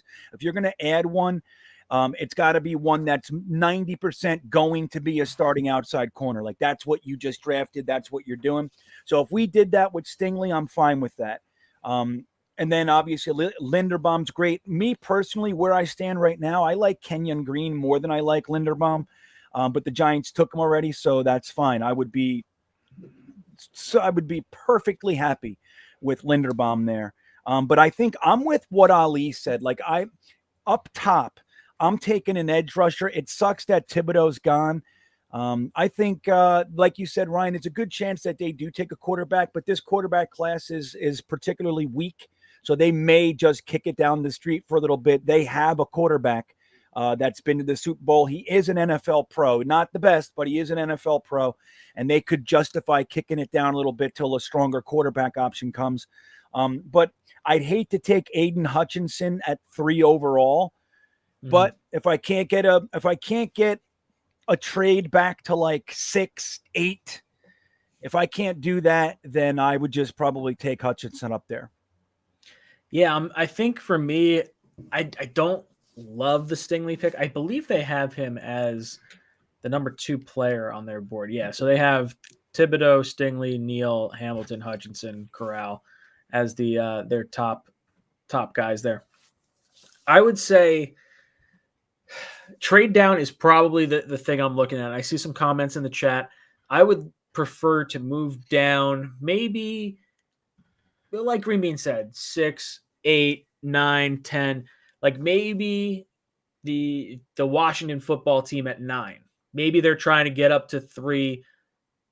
I don't even know. I guess the Eagles are not taking a quarterback at this point. Clearly the Jaguars are not. I don't know. It's a weird draft, and it feels very much like the 2018 or 19 draft. Whenever we took Quinnen Williams, where you have the Kyler Murray at the top, Nick Bosa, and then like everyone else, and there's not really anyone to trade out of for that 3rd pick. Like this might be one of the weirdest years to have the 3rd overall pick. But you know what, Ryan? We had trade offers that year. But they weren't very good, right? Like it was like Jonah Williams was the top like offensive lineman, like that you would have considered. Like and Bradbury. Like realistically, maybe Josh Allen was the guy we probably should have taken edge rusher wise over Quinnen. But the Skins were at 13, and they wanted to trade up to get Haskins, and you could have gotten like a second and a third. 2 seconds to move down. It wasn't going to be the same that we did the year before to move up for Sam Darnold. It was less than that. Let's say it's 2 seconds. We could have gained 2 second-round picks, moved down to 13, and taken Montez Sweat or Jonah Williams or whoever it is that we would have taken. But we could have maximized that. And Maccagnan just stayed and took yet another first-round defensive tackle. But yeah, if we were going to stay there, Josh Allen was the move all day, every day. Yeah, I'll be honest. I think the reason the Jets did not trade down is because the Jets owned that 3rd pick just 1 year earlier. And because we gave up the 3 second-round picks, Maccagnan was not going to trade down and quote unquote lose a trade the way he, lost the trade the year prior. I think for me, there's a real strong possibility. I agree with Green Bean. I probably don't go Hutchinson at this point at 3. Evan Neal is an interesting option if we don't have a trade down. And you go offensive line. I really want Tyler Linderbaum. And I don't know if like 2 offensive linemen at 3 and 7, making it 4 offensive linemen in 3 years within the top 14 picks in the draft. Like you're just asking for yourself to have a nightmare scenario with contracts coming up if you wind up doing that. But I'm almost tempted to do that. Linderbaum is kind of like the player I have in my mind as like the lock player that I would like to see the Jets have. As McGovern starts to play better and better, maybe that starts to change.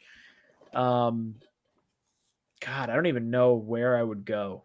Trading down feels attractive. Like I would like to get another first-round pick in 2023. Yeah. So wherever that is, if there's a team looking to jump up either at pick 3 or pick 7, depending on how you feel, I think that might be my move there. Yeah, I'm really, but just like Ali, and I think I hope I understood it right. I really do agree with what I think you said, which is edge rusher is kind of the thing that we really need. Like, yes, we can use a cornerback. Obviously, offensive line is going to be important, but edge is like we have not put a premium asset into an edge rusher in 21 years, dude. Like that's how long it's been. It's time. This defense is predicated on that. need. And yes, we have lost him. We don't know what he's going to be. And we have some young guys, Huff and Zuniga. We have some guys that can rotate in and be good. But we need that guy. We need that 3-down edge, somebody who can seal it, play the run, and get to the quarterback. That's what you need. And I would like to find that in this draft up top. Is that what you said, Ali? Yep, exactly. Yeah, good. Okay, good. Yeah, So we got it. Because the defense of Robert Saleh kind of relies on the pass rush. And when the Jets lost, all that Bryce Huff went down. A lot of these guys went down when we had like the 7-sack game. Like since then, they haven't done it because the injuries have happened. They just haven't gotten to the quarterback correctly. And I don't blame the defensive line. They're doing their job. But when the defensive line gets to a quarterback, the cornerbacks are naturally going to get better. It's a born fact, if you know football, that when the quarterback is under pressure, cornerbacks just play better. It just, no matter who the cornerbacks are. So getting an edge rusher is very important. Obviously, we have not had an edge rusher forever, and we thought Carl Lawson would do that this year. We were so excited about actually having a pass rusher, but Carl Lawson did suffer a serious injury. So we don't know what we're going to get next year out of him. I think he'll still produce, but let's try to get a younger guy in too. Develop again with Carl Lawson. Maybe he gets better, learns a little bit, but we need a guy that can get to the quarterback consistently and just win us ball games, because that's going to win us ball games with shorter field positions. You know, we always start in the 20-yard line. We always have to go the length of the field to get in the end zone. A pass rush gets the ball down a little bit. You punt real quick, stuff like that. So getting a pass rush is so important. An edge rusher, that presence is much needed for this team. Yeah, I want to get to 2 comments, and Chrono Kenny, I'll get to your comment in a second. Lawrence Owen says, "What's up, guys? May I ask a question? If there is a Micah Parsons type linebacker available, would you not go get him?" There is a legitimate thought in my mind. If there was a Micah Parsons type linebacker available for us at, say, I don't think the Seattle pick winds up at 7. I think we're going to sit somewhere around 12 when it's all said and done. Depending on where the Jets pick is, like let's say the Jets can win a few games and we slide down to say 7, and then you take Linderbaum there, then maybe you take the defensive line, like you're talking a linebacker at 12. I like it. I think Micah Parsons is incredible. I didn't think he was going to be as good as he is right now. But if there's someone like that, I would pull the trigger on it, I think. What about you, Gregan? Hey, yeah, can I just say too, what's up, Lawrence? This is Lawrence Owen from the Colts Law podcast. No. Yeah, he's awesome, man. And he's been on my channel a couple times. He invited me on his channel last week before the Colts game. Congratulations on the win, Lawrence. He's a very respectful fan. He's one of the good ones, guys. So yeah, I agree 100%. The problem is that there are really no linebackers that are rated that high as like a top 10 pick. Nakobe Dean, Lloyd, who I liked a lot last year as well. They're good, and they might climb the boards. I don't know, but right now they're looking like late firsts to me. And I think linebacker, like with our first, second round pick, would be very, very smart. I think we definitely need one. Man, I would love to get a Micah Parsons. Oh my God. The impact when you have a sideline to sideline kind of guy, it changes everything, man. So dude, watching him play like defensive end after some guys got injured and like playing linebacker, like the guy is incredibly versatile.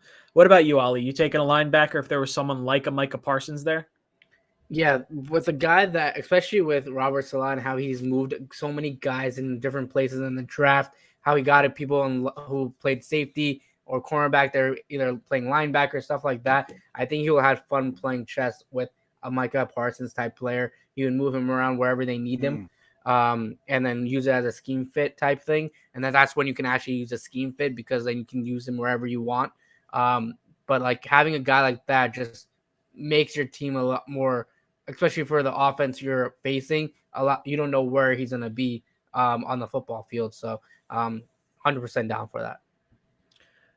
Here's an interesting thought. So Chrono Kenny drops in and says, do we trade up for Kayvon Thibodeau? So if the Jets are sitting at 3 with the Texans at 2 and the Lions at 1, if the Lions are not taking a quarterback, what would it take for the Jets to leapfrog from 3-1? Is that first overall pick too valuable? Like, is Thibodeau too valuable of a pick that the Lions would not give him up?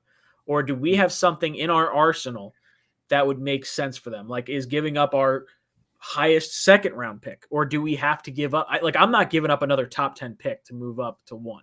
Like, that's off the board. So if that's the price, I'm saying no, hands down. But it's our first second round pick to go up and get Thibodeau.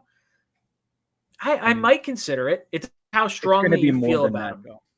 Well, it would definitely be more than that. But if you think that the Texans are taking Corral, so the Lions are going to have their choice of anyone except Thibodeau and the top quarterback. If they've already reserved the right to say, like, hey, I'm not taking the quarterback, that means they're taking any other position. And they're going to get their second choice of player plus a second round pick to move down.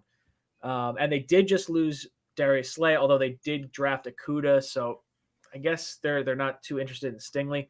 I don't know. It's an interesting thought process. What would be your limit, maybe, Green Bean, on what you would do to trade up from 3-1, and would it be worth it?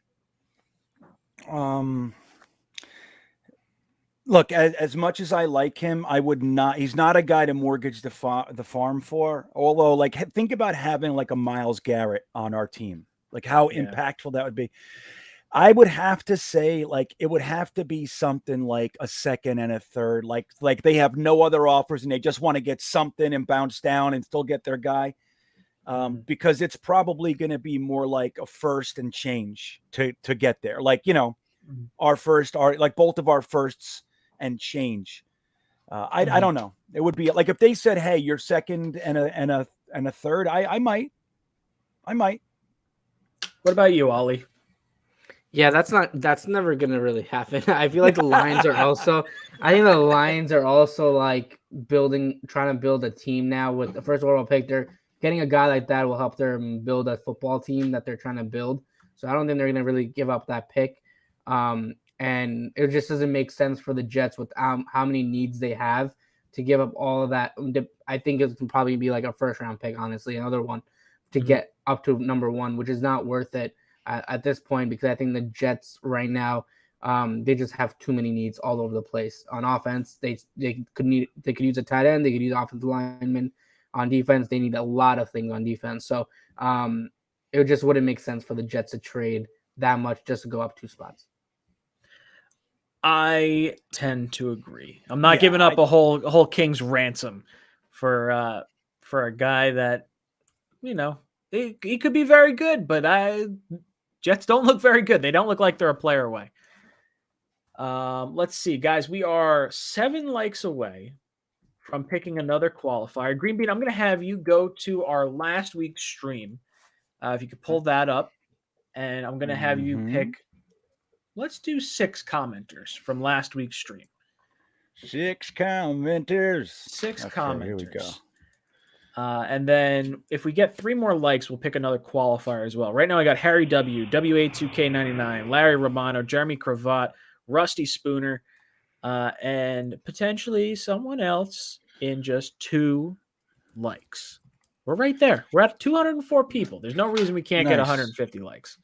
All right. How many did you want? 2? Let's get 6. 6. Oh, because, 6.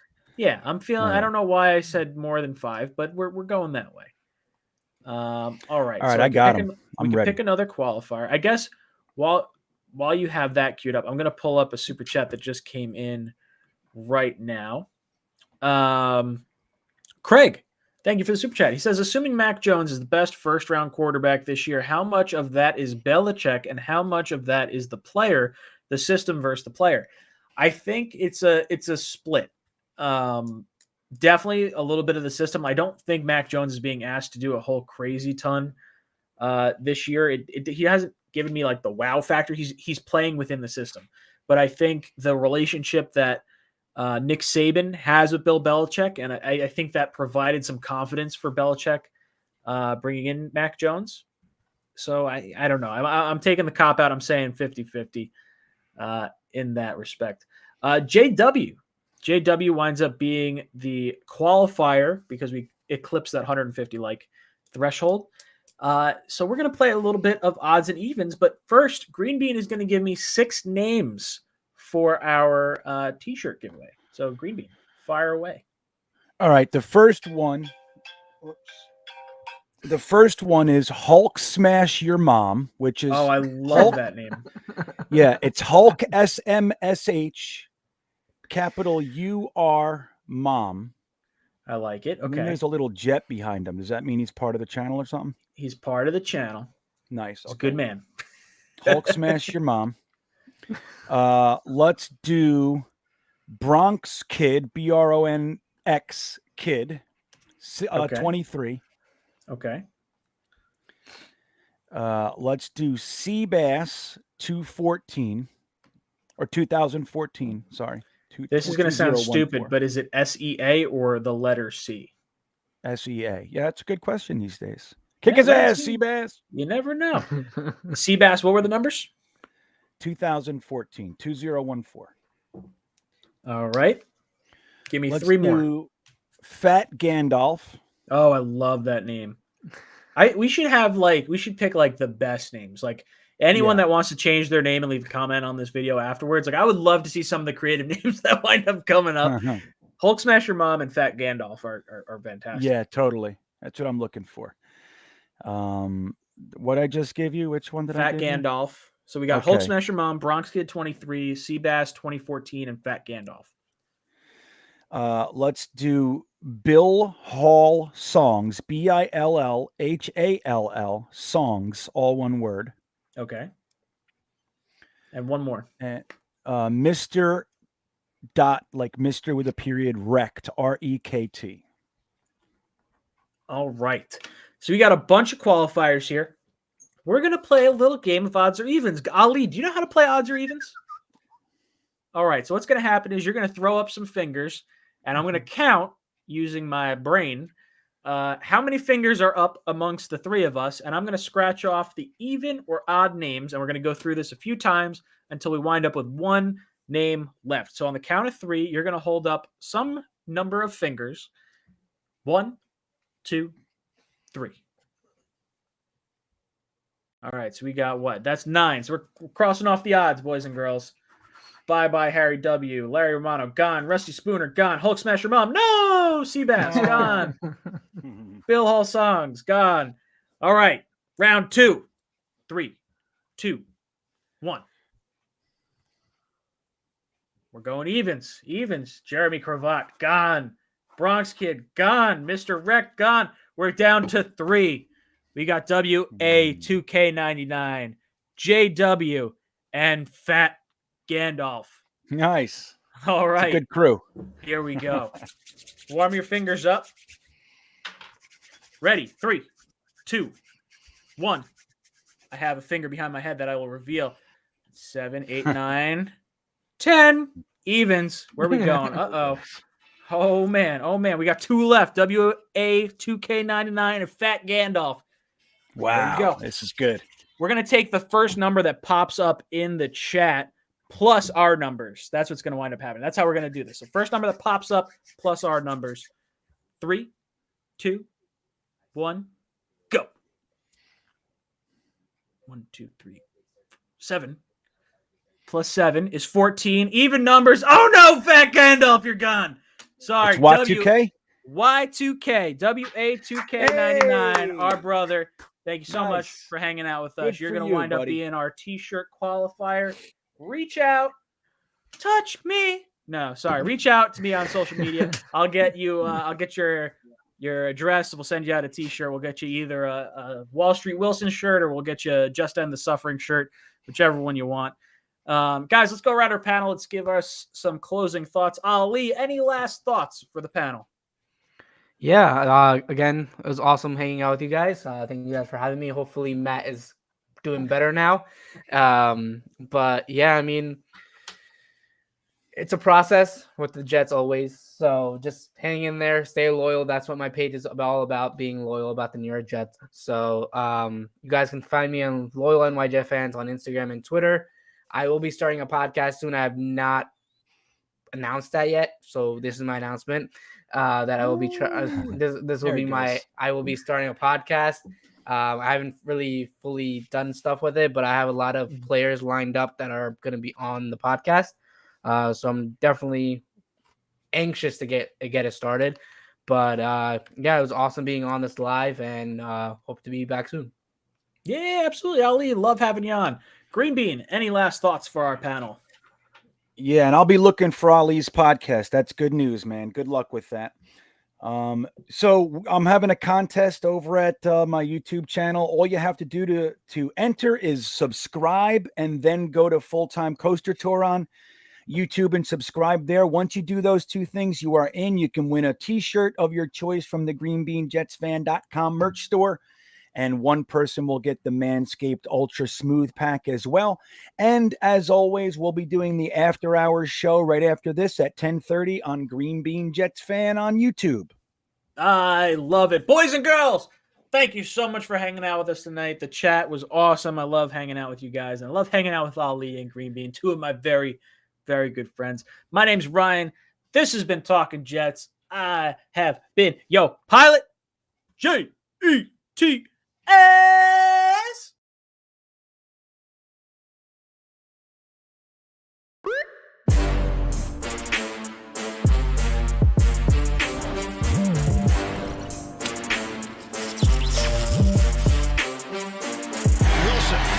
Pulls the trigger.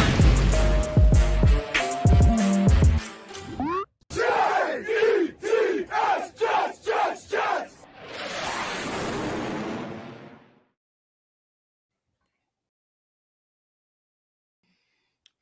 What? I love that. I love that outro and intro.